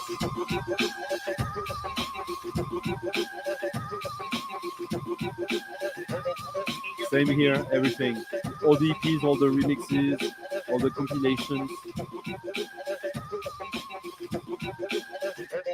It is, and it's here.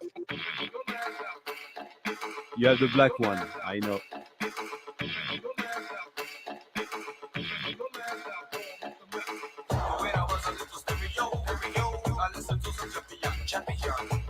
I always wonder when I will be the top yeah. Now you listen to the dog and the dog sorry. Then the dog come just me. And they are going to go to range. Is it real, son? I have the original CDs as well. Yeah, I didn't like them back then. I was like very underwhelmed by them, but the vinyl was a revelation. I came to bring the pain, hardcore from the chemical. Yeah, it's a fun remix. It's kind of an early. I mean, you had kind of productions like that with Aphex Twin and Altaker, but it was kind of fresh when this came out. Like you had this electro production on a hip hop track. So. Is it real, son? Chemical. Is it real, son? I think they had the first one, yeah, the white. Oh, that's how you have it as well, yeah.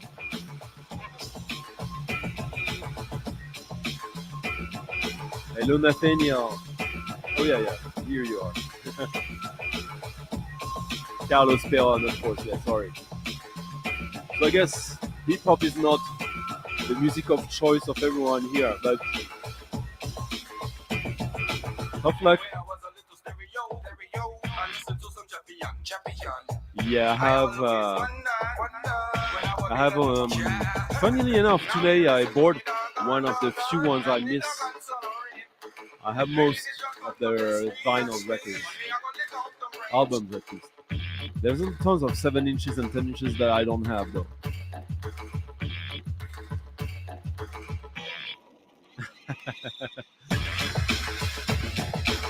I a lot.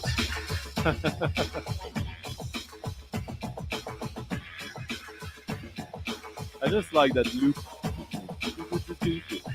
Very English, very 90s English crossover electro.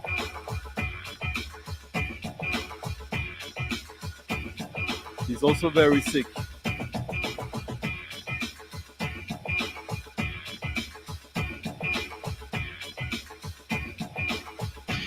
When there's no more, there's more. See this technique? The cut up straight up from the Aphex Twin Attacker playbook. Maybe I'll play something to show this.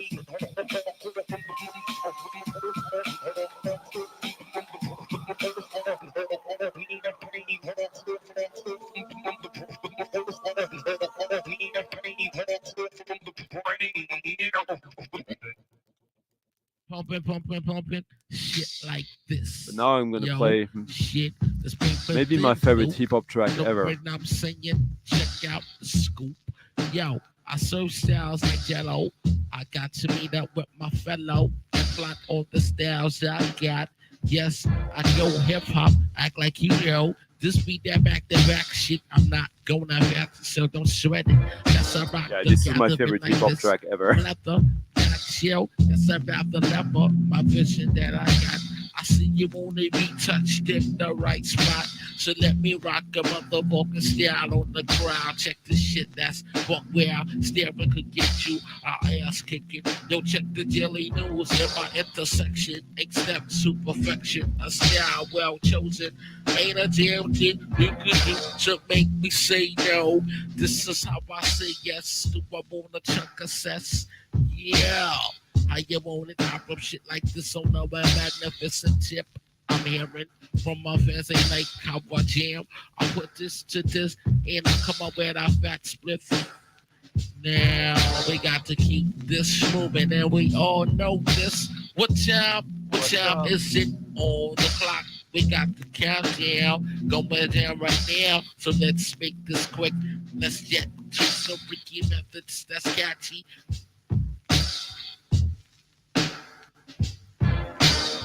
Yeah, baby, you look kind of. I don't agree with that. And I think I want to know you. But I used to think that, so I see where you're coming you from. Know, me, my name be Torture. Some call me Torture. Like Torture that. playing right now. Torture being an alias of. Check it, ain't no crack that I'm smoking. Rhymes that I'm flowing. Maybe someone knows. Yo, more many tracks sounding fat. Yo, put me on some reflector type shit. Put me on reflector type shit right quick. Put me on some reflected. Reflected. I don't. Reflected. Reflected. Reflected. Reflected. Check my dialect. No respect to myself. When I rock a style that's good like this. To your ear hut, you look like some turkey. I got stuffing. It's Sensational. He used to be in the Jungle Brothers for a little while. But I was too smoked out to be professional enough to attend flights, rehearsal. I love him. I never heard anyone sound as doped as Christopher. He knows Sensational. That is Sensational. I love this. I know I'm losing people with this stuff.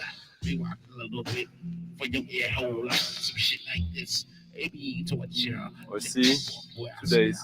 Oof, I'm starting to see it. It's starting to appear. Okay. Just got blessed. Twisted. What was up in me? Chunk says, oh yes, it's like this. All right. Next one is more closer to that than this.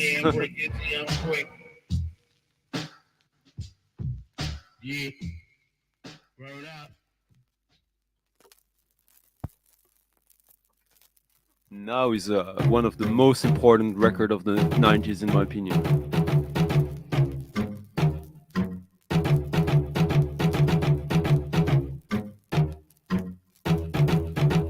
This was Torture alias Sensational, produced by Spectre, the label, the boss of what's the name of that label from New York? This is a sub-label of it. A word sound. Heavy Bill Laswell connections.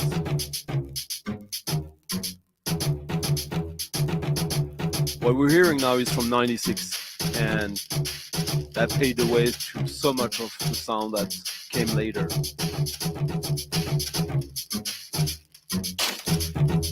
I bought 2 copies of this when it was released.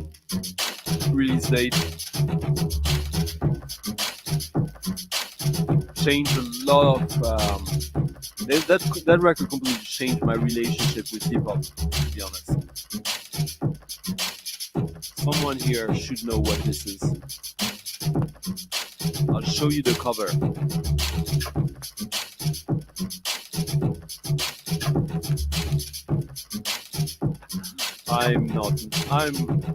I'm so cheeky, but this came out. This was the cover actually of the record.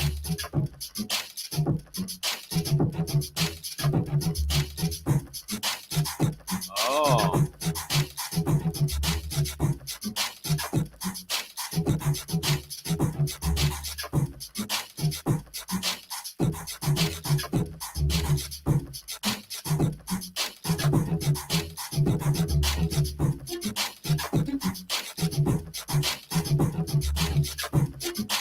Freaky methods that's sketchy. Freaky methods. Freaky methods that's sketchy. That's your answer, Christopher.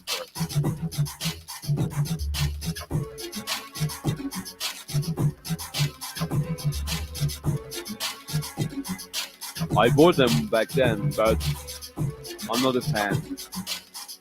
I like his voice, absolutely. I even think the last record I bought of him is Nearly God. Yeah, I think it aged quite quickly. Oh yeah, thank you.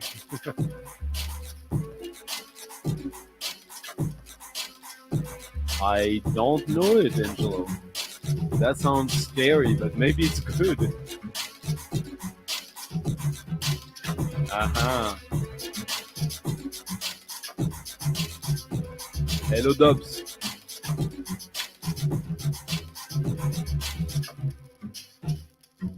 But, you know, Nathaniel, you're very, very close.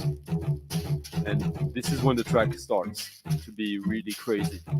Back then, at least. That was the first time I ever heard anything like that, what is coming now.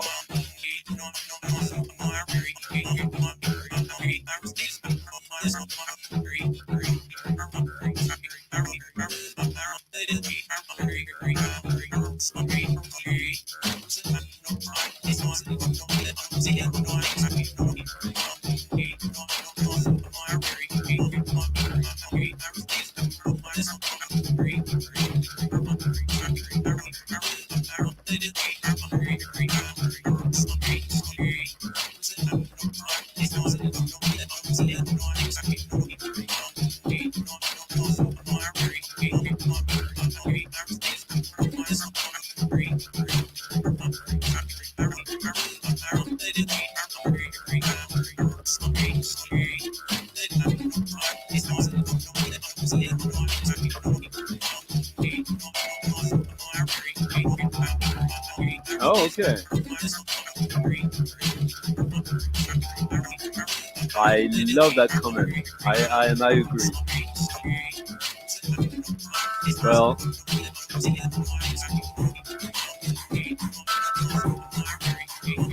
what is this VGR?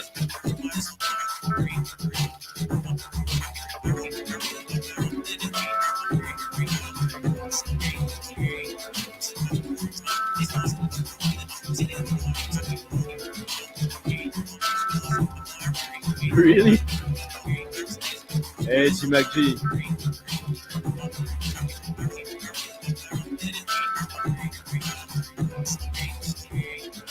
So this is Guesscom, Otaker.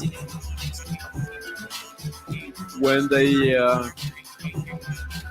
They just decided, yeah, we're a hip hop band anyways. Now we're gonna show it to the world. Not really. They only did 500 copies of that, and that was an instant. Yeah, but that really influenced so many other bands and so much of how to rethink hip hop production, how you could the cut up of the voice, the glitch, all that.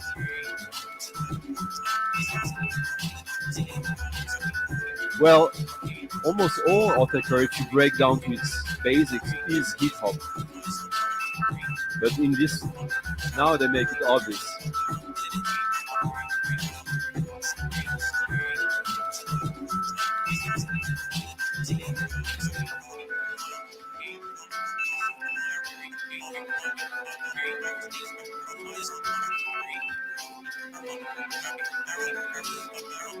But really, this the Kinel EP, when this was released on Scam. That's when, you know, every other week we would go to Rocket Shop and all the rule book was thrown away every other week. And when this came out, like, yeah, 96 this came out.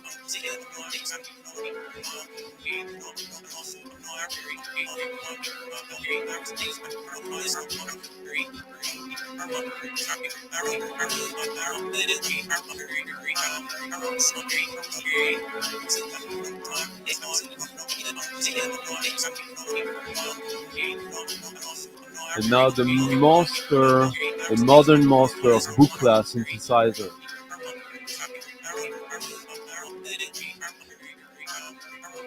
When I say that, some of you, I guess Cole knows who I'm talking about already.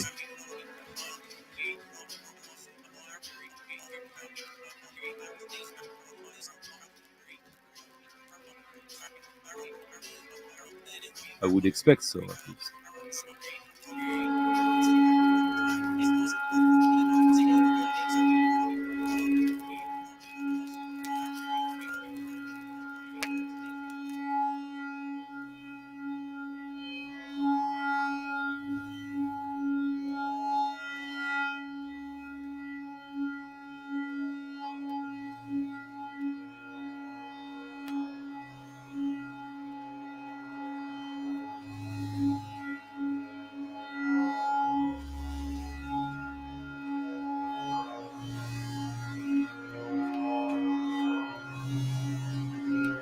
Everything they put out between the first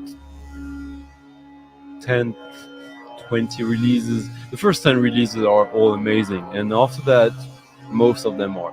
Now, I'm partial to it. I think, yeah, it's a label of the 90s, early 2000s. After that,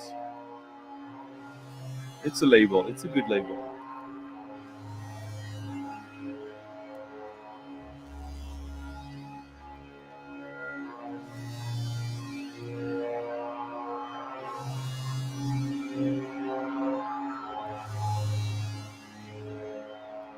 What are all these these acronyms? I have no idea what you're talking about. The previous one either.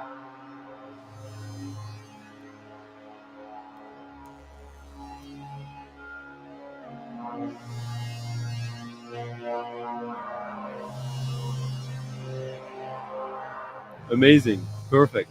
Were people angry? Quint? I hope some were.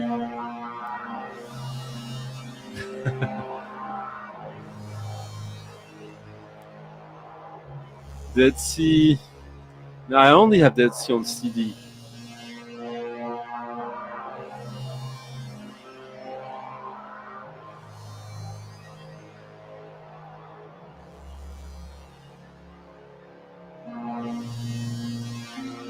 What is aim? You guys are like maybe I'm drunk. I'm probably am, but like I have no idea what you're talking about right now, Nick.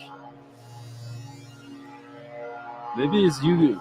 If you maybe that's the name of the artist or the program, but Maybe if it's an acronym, maybe I know the real name. Ah, see, you guys are trying to trick me tonight. You should feel shame, Nick. You should tip me for tricking me.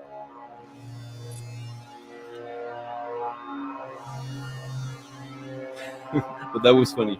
Yeah, I have the smack stuff. Hello, Eric.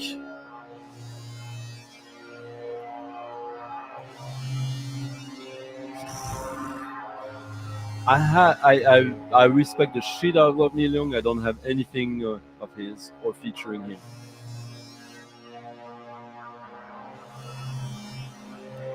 I have some bites. Yeah, the techno label. Yeah.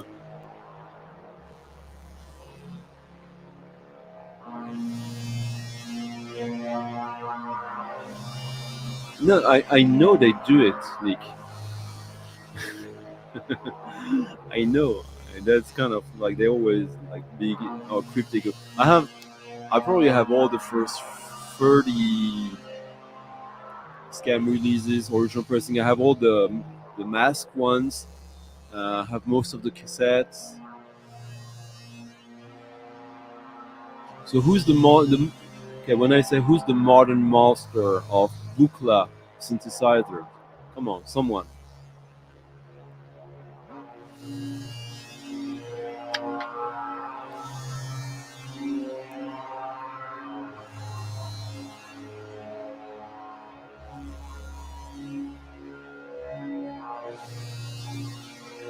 Here's the record Angelo sent me, by the way. It's not all good, but it's interesting.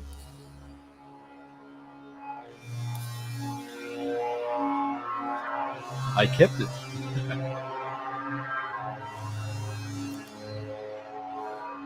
This is the first album of a series of 3 albums, of which the third one really like blew my mind. I got it when it was released. I knew about the first 2 ones, and I was this is good, but this is the first one. I recently got. I was patient. I didn't want to pay a fortune for an original pressing of it. Finally got it. The second one is underwhelming, in my opinion. The third one is so good.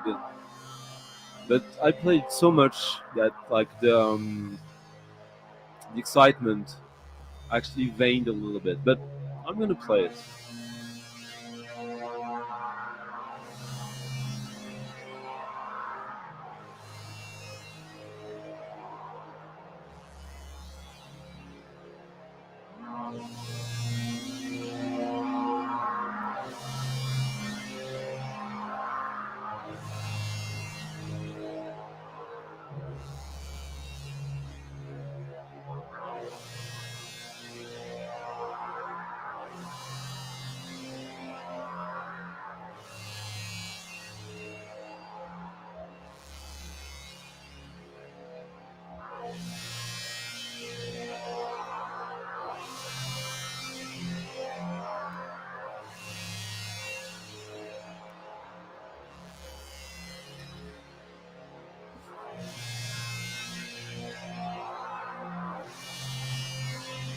This guy is in one of the biggest bands in the world um, right now, or he was, and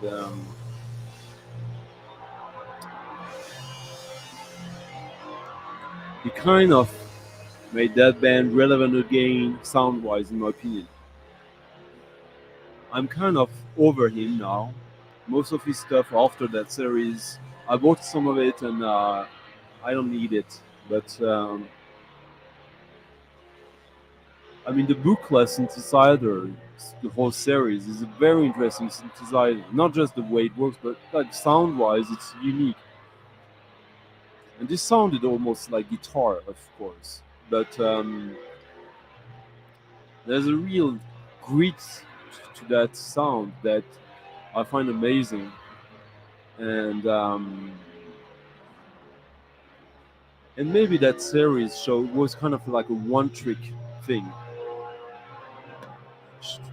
meaning that the artist behind it kind of hid behind his machines, and that just having access to these machines was enough to subjugate me. And I cannot believe it is the case in this with him. But it's not enough for me to just dismiss these early records of his.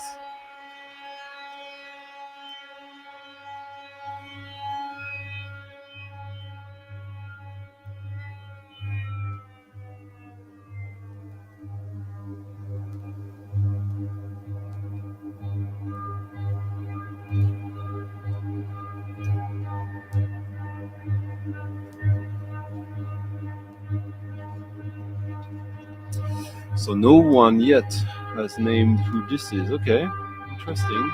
I'm a bit surprised, I must say. Oh, someone has, and of course it's Stefan.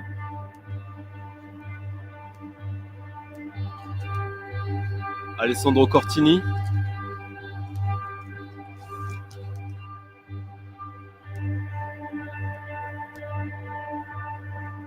The Force series. This is volume 1, and now I'm playing volume 3. For those who don't know, Alessandro Cortini is the guy who plays synthesizer and programs synthesizers for Nine Inch Nails most of the time, especially the most experimental stuff. He was also part of the Coil tribute side project. What's the name again? Angels, something Angels. Chord song. Man, okay, I hit that. Time flies. It's already been 2 hours, 14 minutes, 15 minutes, and yeah.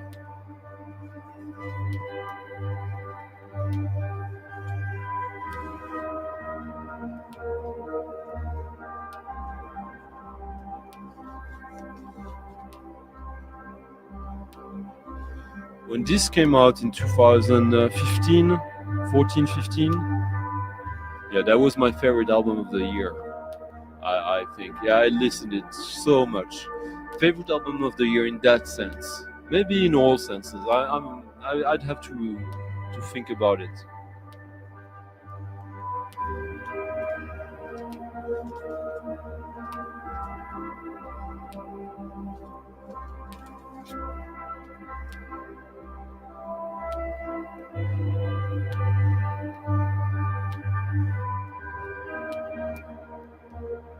I sure am, and maybe I'll play some Tipsy.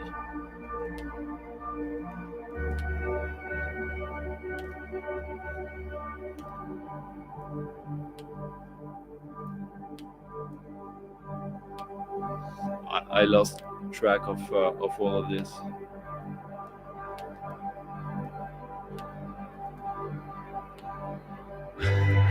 Yeah, Barras.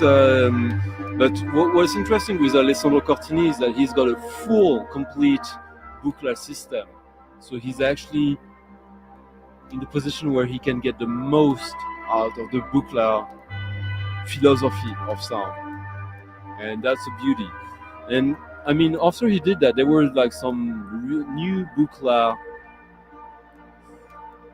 like compact versions. So you can have kind of a complete Buchla now for not for $1 million like it would cost otherwise, but it's actually not exactly the same.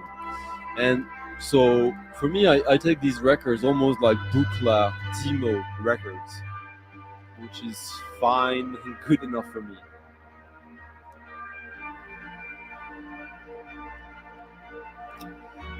It's better than the movie.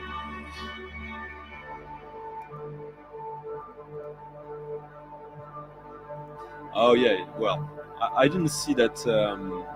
Yeah, that you didn't write. I thought you wrote that this was Alessandro Cortini, but close enough.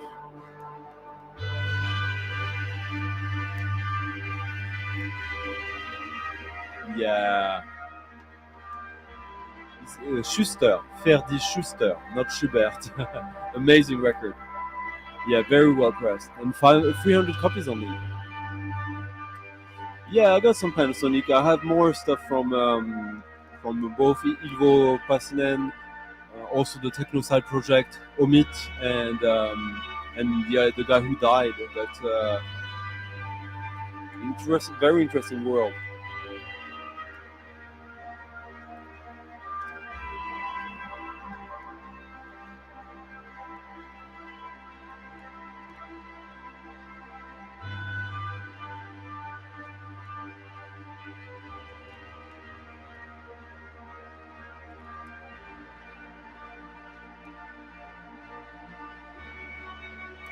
This is really good music.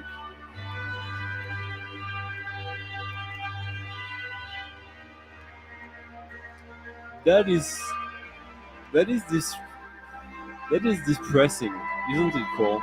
What the fuck? Yeah, how to destroy angels.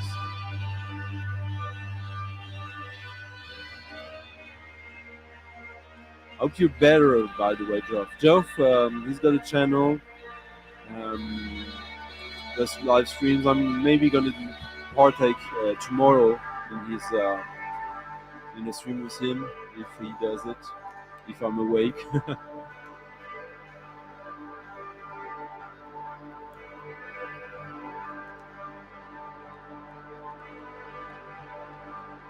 I don't have that, Eric.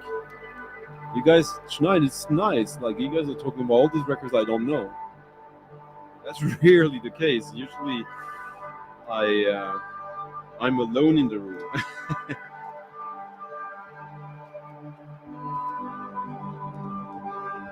I'm joking, obviously.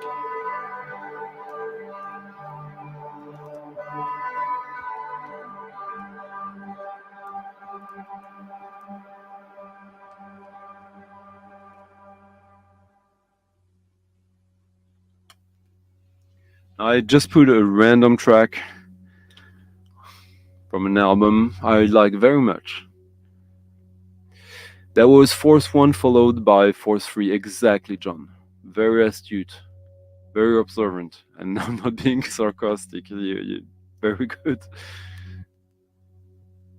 Yeah.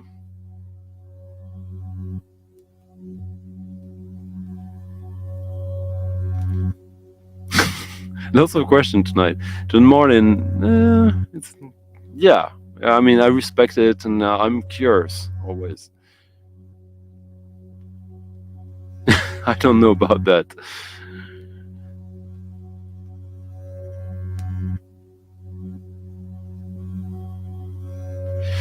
So now this is a fun record from one of my favorite bands, or a side project from a member of one of my favorite bands, and it's not related to Nurse Uzun.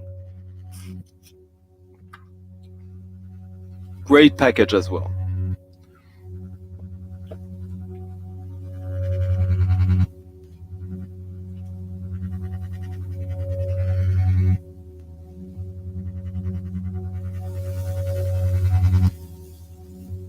Now this is 100% experimental music drone record that came in in a wooden box, burnt with like the all the artwork is burnt into it.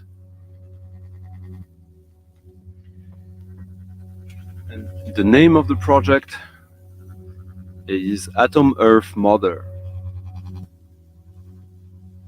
It's a double LP in this wooden case.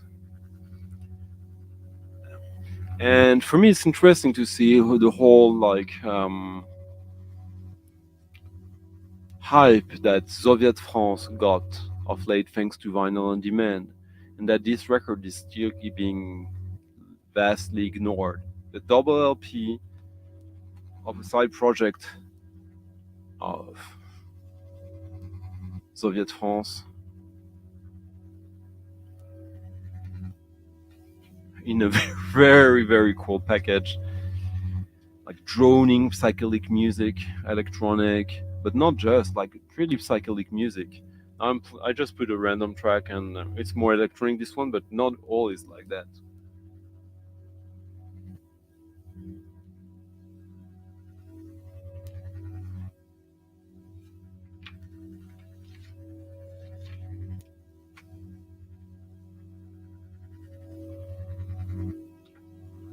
Come on, Geoff. No shame. Just we all have our blind spots, don't we?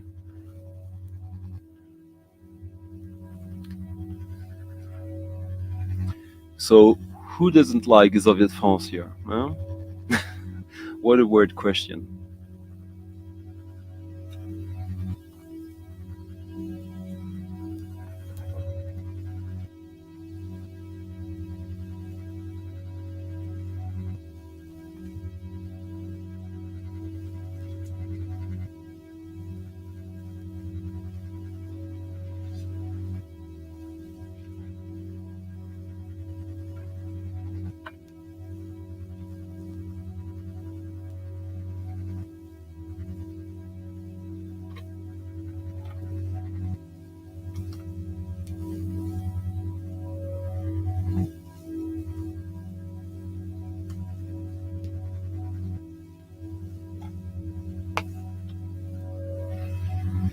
So earlier today, with the friends I spent Midsummer with, someone asked me about Aphex Twin as he played in Stockholm 2 weeks ago, and we both agreed we had zero interest in that. As it's like a big, light show, video light show with him DJing breakcore, drill and bass, and all that. For massive audiences. I'm sure no, I would have zero fun at that. I think I'm maybe wrong. Maybe I'm being cynical there, but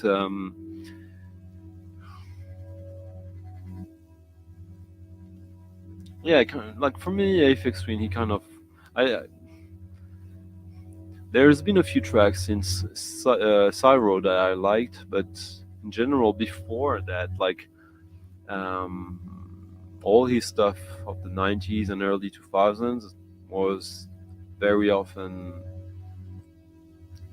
showing the future in many ways. And suddenly he just became, I don't know, part of the scene, whatever you want to call it. Not that it's bad or anything, but you'd be excited with the prospect of a new Aphex Twin record, but more that than be excited with the music. The music's fine, but it didn't feel that much ahead of its time anymore, the new stuff. Which makes me want to play some kind of unknown Aphex Twin room track that I still find absolutely mesmerizing. Early 90s, like it's like a 30-year-old track.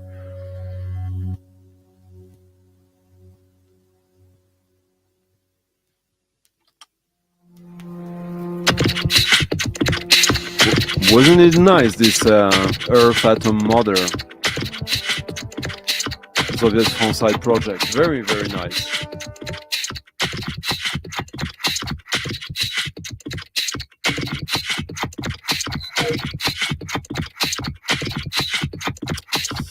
I have all the originals. I mean, no, Paul. You should get them. If you don't have the originals, they're fantastic.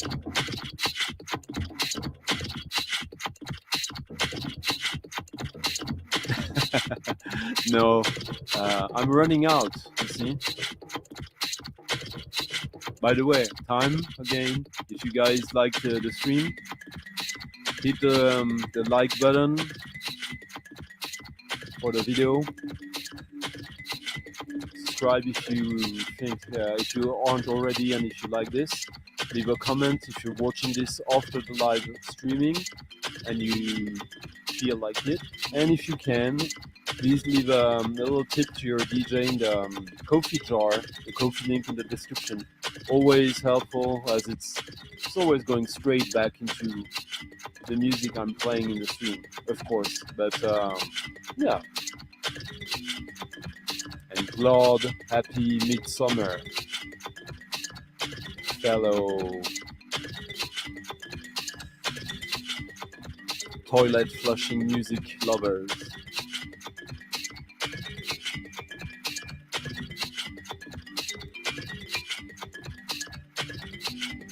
No, of course.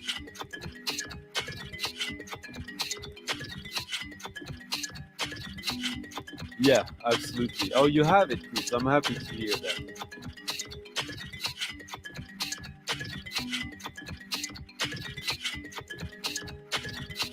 I don't know what you're talking about, guys, but I expect that Stranded is like the equivalent of Boomcat for the US. Ah, very, very good album of Soviet France. There's not really any bad albums from Soviet France. It's kind of one of these bands where every album is at the worst case scenario, it's interesting.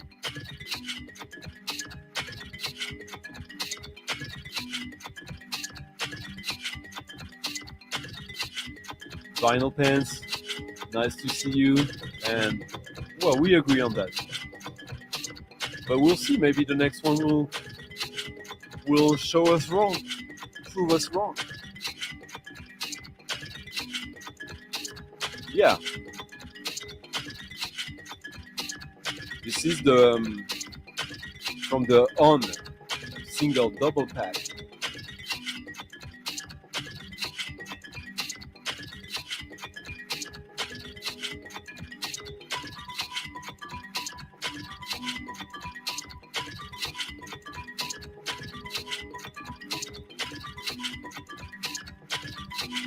Even if it was marketing, I loved when War back then. They used to release a CD single with 4 tracks, and then you'd have the first part on vinyl with 12-inch, with enough room, like it's a gatefold, with one record, and the next week you'd have the second part in an printed inner sleeve.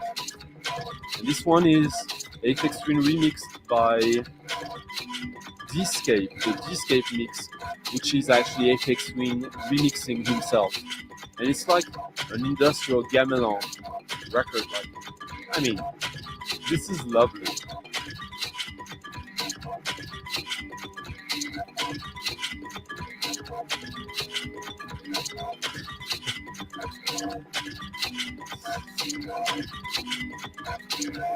Let's talk to me on Instagram if you can, Davis, Quint Davis. We'll start a conversation about John Martin.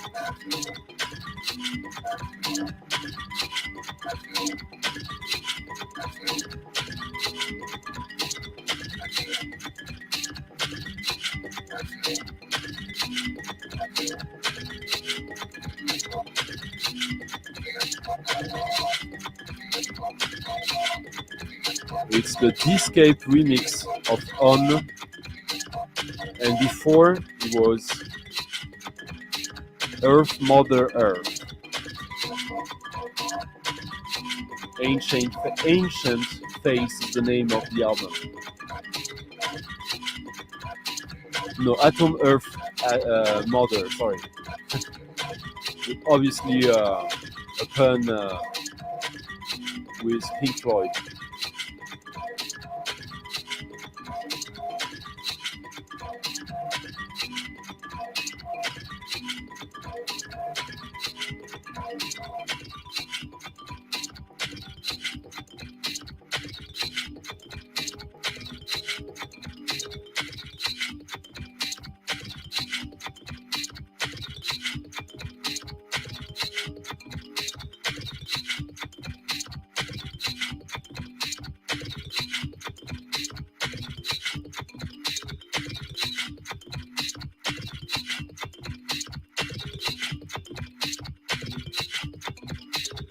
Yeah, it's like you can for double LP with that kind of limit. It's like very limited as well. I don't remember the numbers, but yeah, you can still find it because people don't know it. It is Soviet France. Thank you, Johnny. Oh yeah, that one is marvelous. I'm getting my copy soon, hopefully.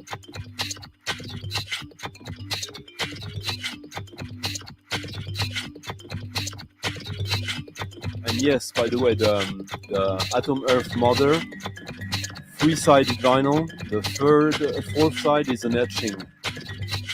A very cool one.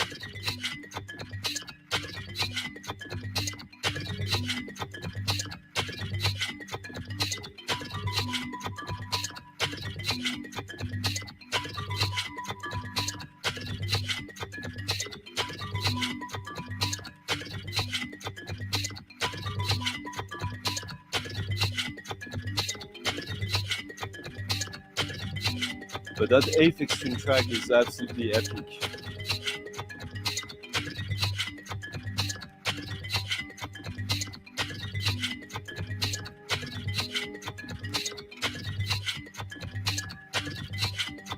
And how shall we end this, huh? By the way, it's nice to see Cole for the whole stream here. It's sometimes you stop by, and yeah, quite nice. Maybe I shall end with like, I know a lot of people are here for the jazz and modern classical, which is of course I love all of that. Maybe I play some. Maybe I play more than one track.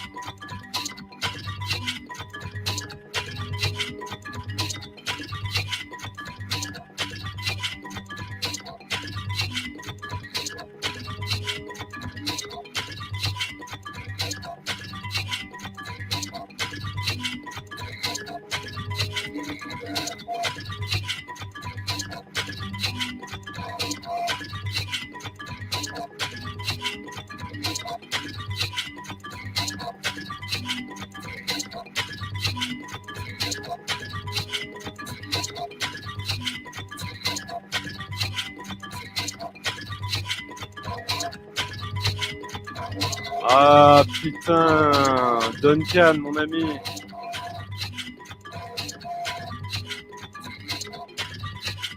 I'm so glad to see my friend Duncan here. Duncan, well,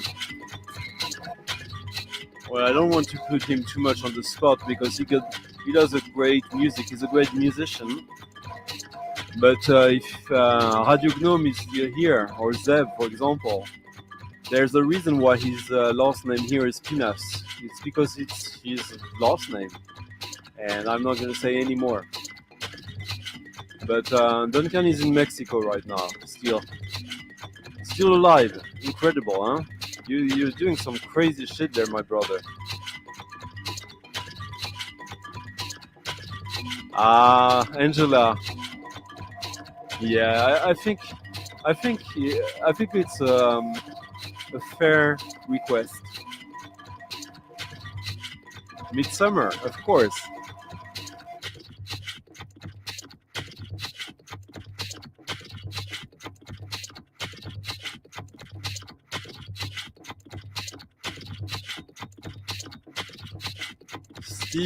Steve Lack, thank you so much for leaving a little tip in the coffee jar.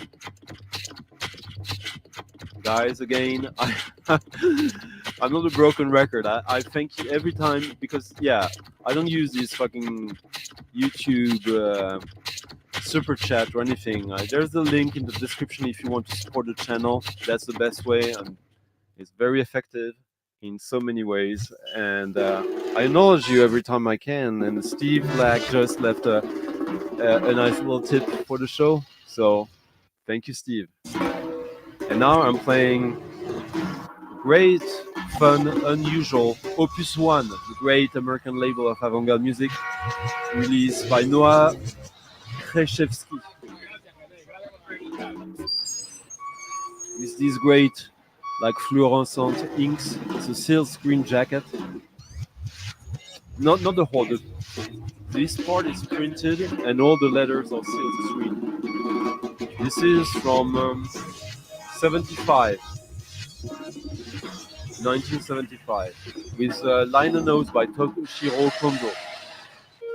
No, Tadashi Kondo, sorry, who did some great stuff produced by Bill Laswell. Crazy electronic music from the US. Quite cheap, not cheap, but not crazy expensive.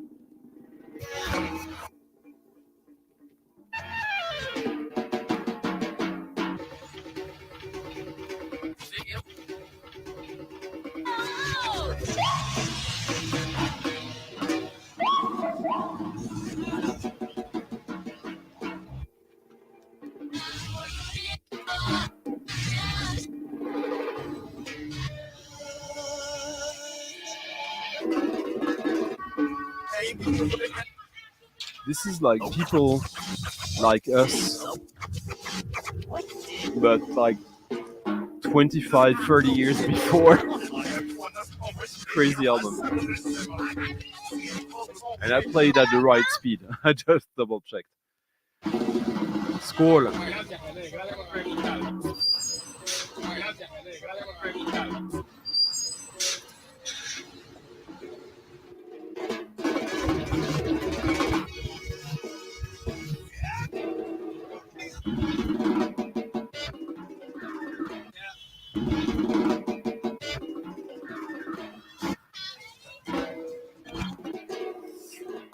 Yeah, well, Quint, you understood the gist of what I was saying. We're not gonna put him on on the grill on the spot, right? He's an artist on his own, so, and much more actually now, absolutely much more so than anything.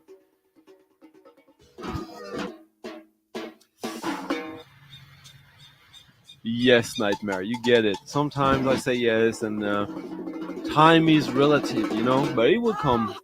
Maybe I'll even play some unusual Swayzak track. But I have a few records in mind. I just have to find them. It's nothing is like it's only by memory here, but it's not 100% reliable.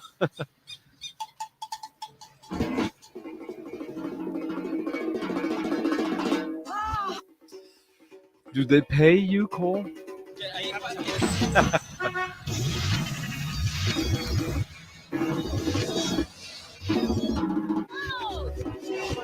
It's his fucking son, the Vinyl Dreamscape. Duncan is exactly like me, like a French-Swedish export. French moms, French dads, Swedish moms. Good combo, isn't it? Right? Duncan is a sweetheart and he's a gorgeous dude. But he's married.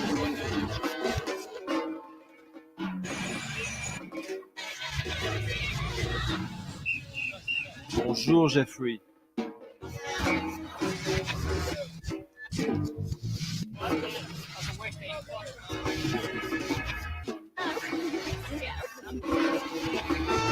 Kind of.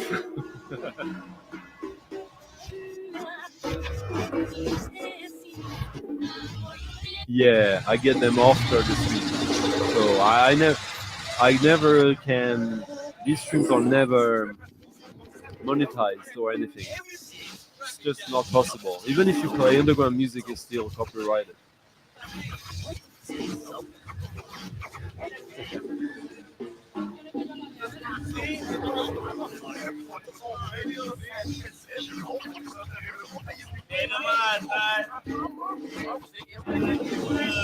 I played Yeye last week. I played on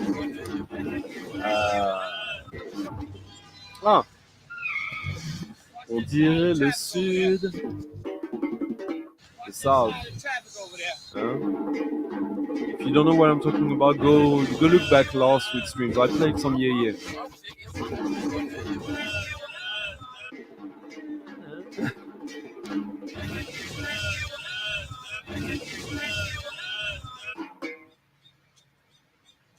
This record's fucking rules. It's like Negative Land, People Like Us, Nurse with Wound all together, but from 75.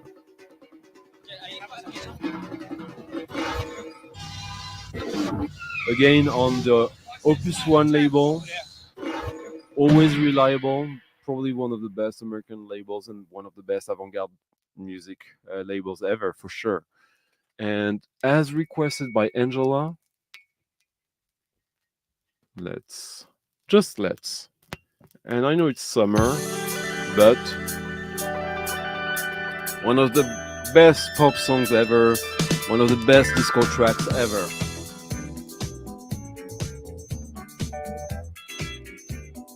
They do.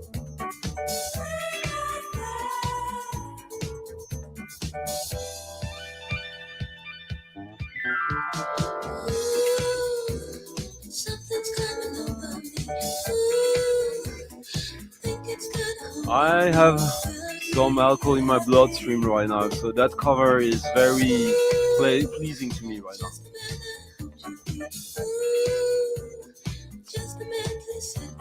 That's the version you want. I'm not saying of that record. That's the version you want of that cover, of that photograph, of that picture, of that pose.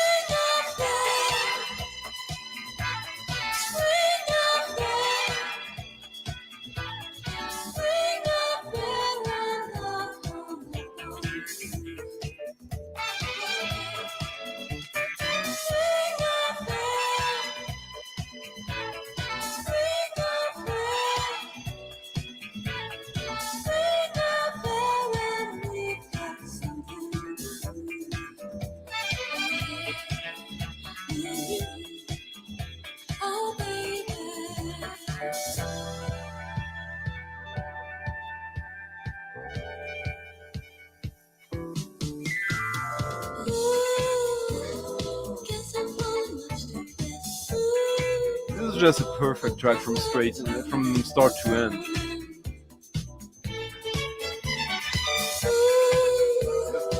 All the classic disco strings, the boogie, groove, and Donna making kind of more eerie vocals than usual. Just perfection. A little bit detached in her singing.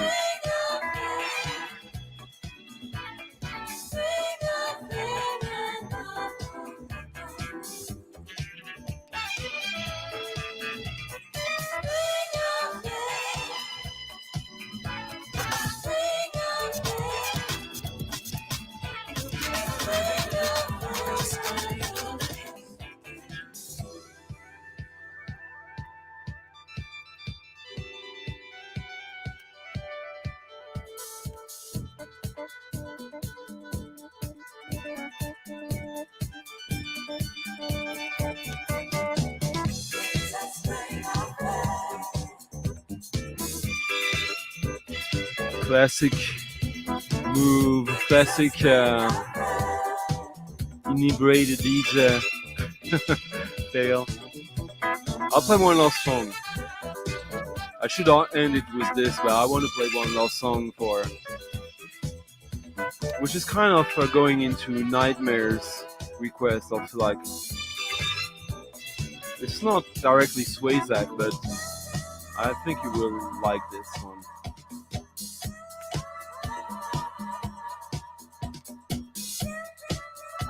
No, Cole, it's been a nice stream. Last week was pretty. I mean, I had a few good ones lately. Not to throw flowers at myself.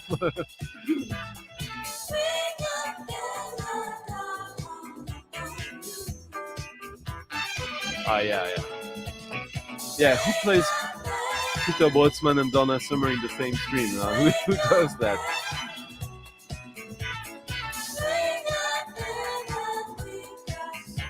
I don't listen to it. Maybe I should. Let's talk, Cole. Maybe let's do something. Hello, I blame Summers.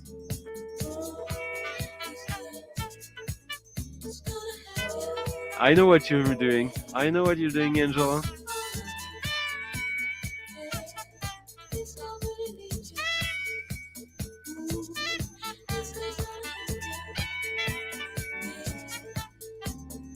Roger. After summer, he's so clever. Well, not really, because Midsummer lost 3 days here. Mm. 3 days of heavy drinking, partying. Tomorrow we're gonna jump, in the fabric bags, like race, sew logs, hammer spikes and stuff like that, just to get candy and more booze after.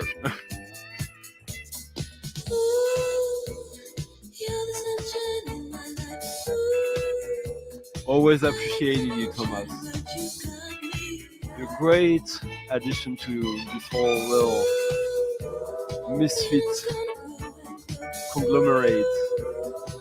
Ryan, you missed it, and I was not supposed to do it, but I did it again. I did it again. Oh yeah.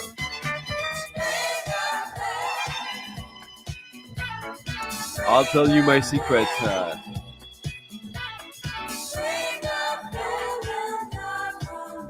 Jeff, there is a secret to it. Not really, but I have a method that came empirically. Isn't it? I mean, everyone knows I Feel Love by Donna Summer. Maybe someone here knows and loves I Feel Love, but has never heard Spring Affair. And this is the first time. I would be shocked if Roger didn't like this. Sack race, exactly.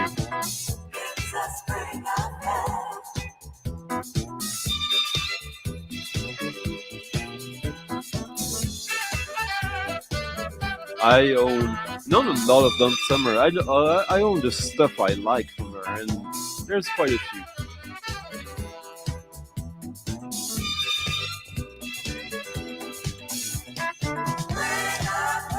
It was like if you subscribe, I don't know, Ryan, like I did a community message on my channel saying I might be doing it today a little later than usual if I'm drunk enough to do it, but not too drunk to not be able to do it.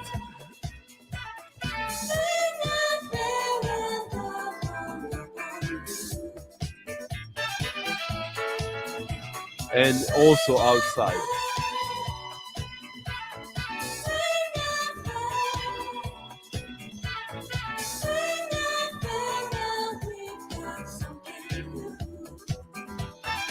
I'm going to for 3 hours. I never do that on my Friday streams, huh?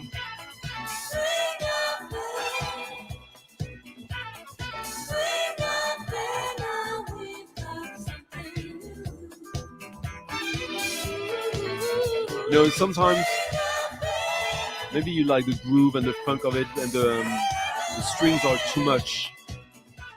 I think at one time, 2 lifetimes ago, I would have criticized that track because of the electronics here. I would have criticized this because of the strings, but now I just love it. And now it gets into Angela.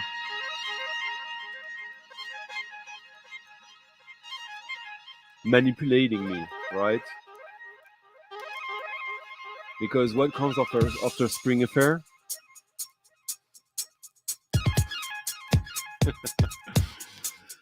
You got it. Got it, sister.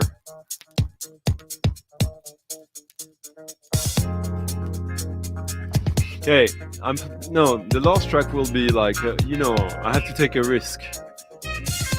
Or do something that... No, I can't stop with a perfect track, but... It's also cool if I piss someone off.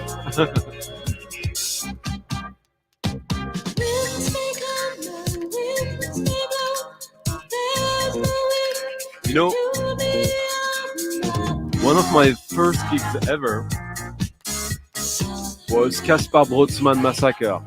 The band of his son in a very tiny venue in Paris, 12 people only. And I still like it. I don't love it, but I want to have the records again. I don't have them anymore. There's one with Coxophone that exists on vinyl. I want to have that. It's like, it's not, but for me it feels like it's kind of almost like pedophile music. Like, come, my kid, come. It's just it's a little bit disturbing music. It's like noise rock, industrial.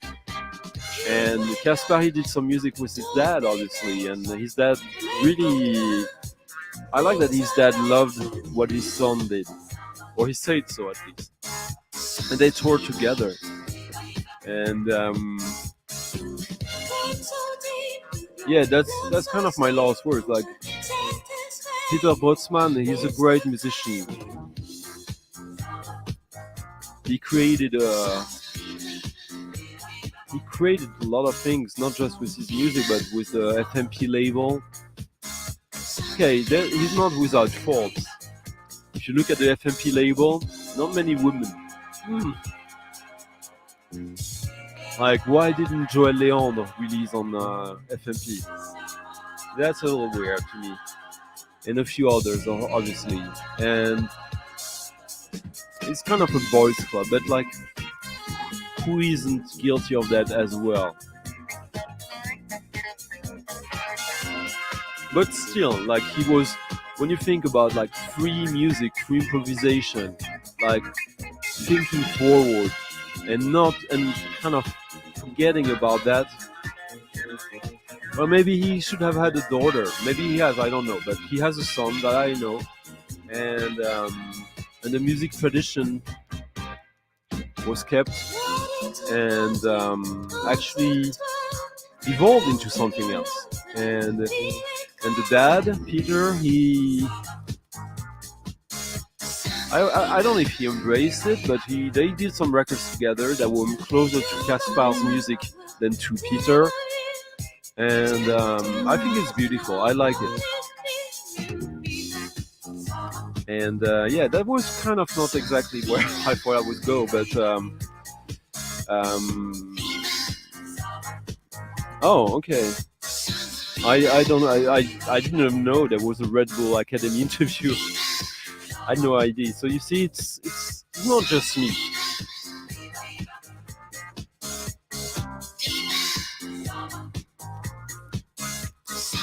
Love you, Josh.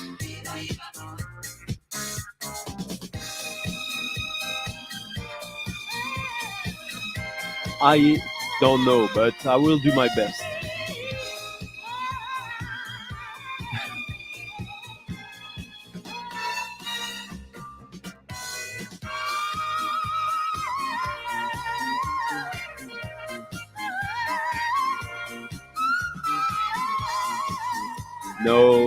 No. The hard life, not the happiest life, not the worst one, but yeah.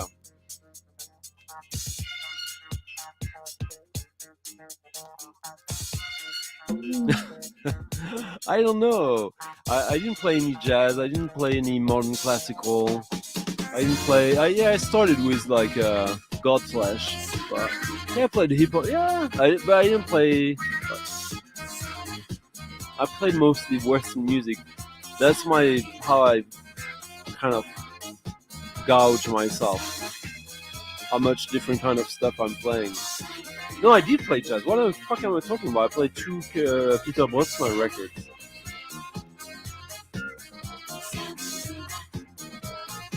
What is unreal?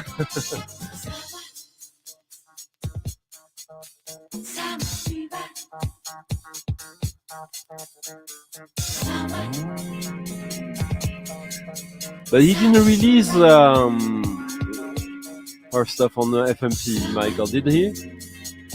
I know that's true, which is what makes it even stranger. By the way, Michael. Fucking Michael Valentini, huh? The guy's got some of the best anecdotes in the VC. For sure. Let's try to make him. I've never seen the dude, but I wish we could kind of make him like plush or something. I don't think that's possible. Yeah.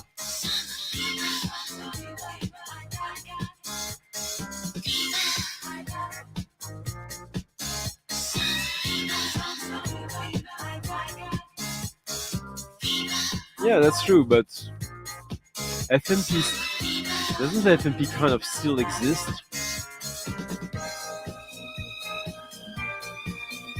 So I really like Spring Affair. This track is fine, but I play it for Angela's sake.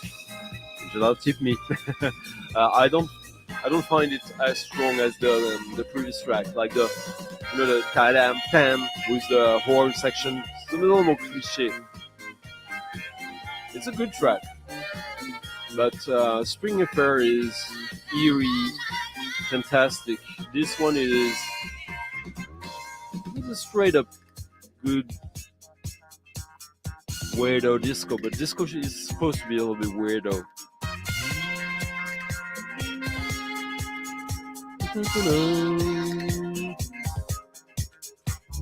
Casablanca Records. There's a movie about the guy who. There's a new movie. I think it's probably a Netflix thing, which was done by the son of him, of the guy who founded Casablanca Records.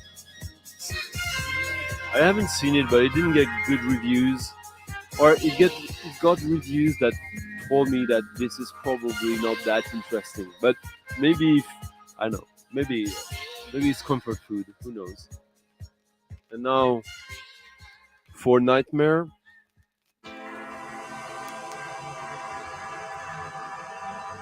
Real good vintage house music.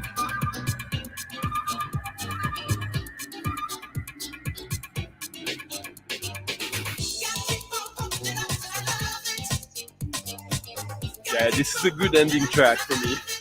Some will disagree, but yeah.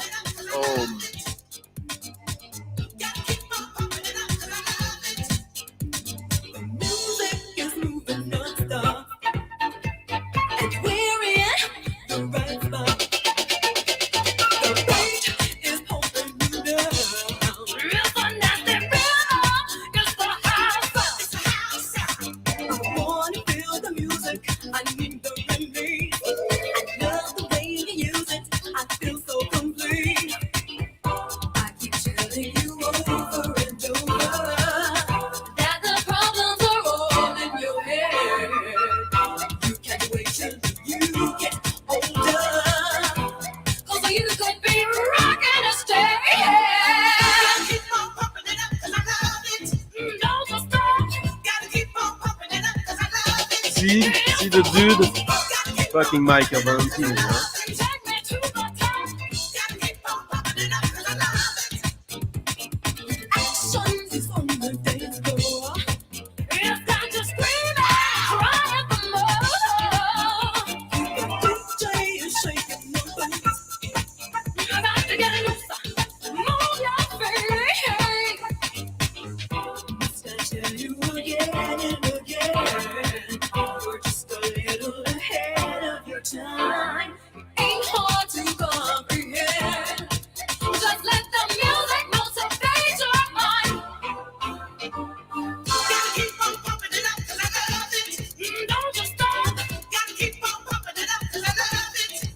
Yeah, it's like rave house. I love it.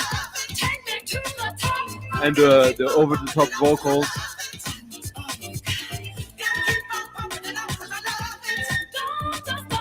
With the, the saturation where in the voice.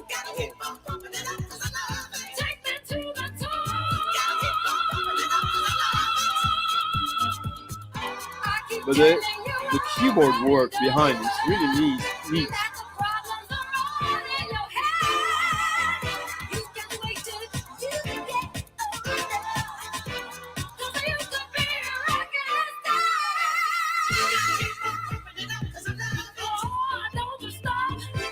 And okay, playing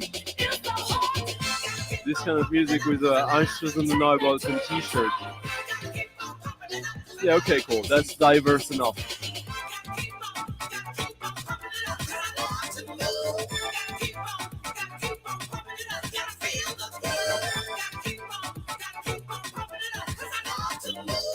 This is probably like from like 92. It's written too small. I can't read it back there. Someone tell me. It's 92, right? Probably 92. Maybe 91. Who knows? Someone knows.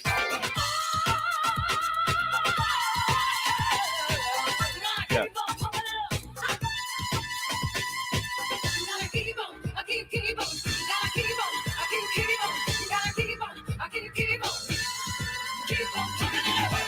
Truffle is not now. Good night, guys. It was a wonderful midsummer party with you. Going through different motions, different music. Oh, come on. Another version. Yeah. This is the end of the stream. Over 3 hours now. It's crazy. Thank you for stopping by. The mushroom season is starting kind of now for the Cantarell. And it will go on till like October. Yeah. See these chords? Oh, they were in the version we heard, but like not no emphasis on it. Just love it.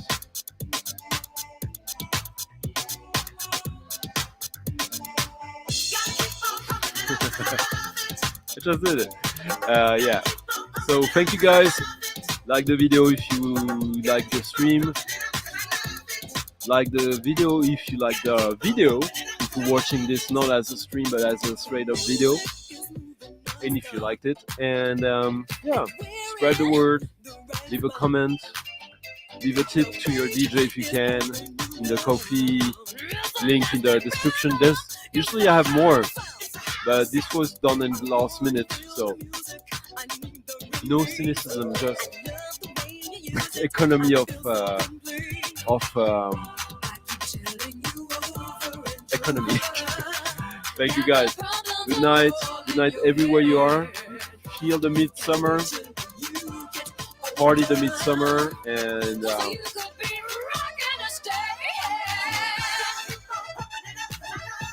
and squall.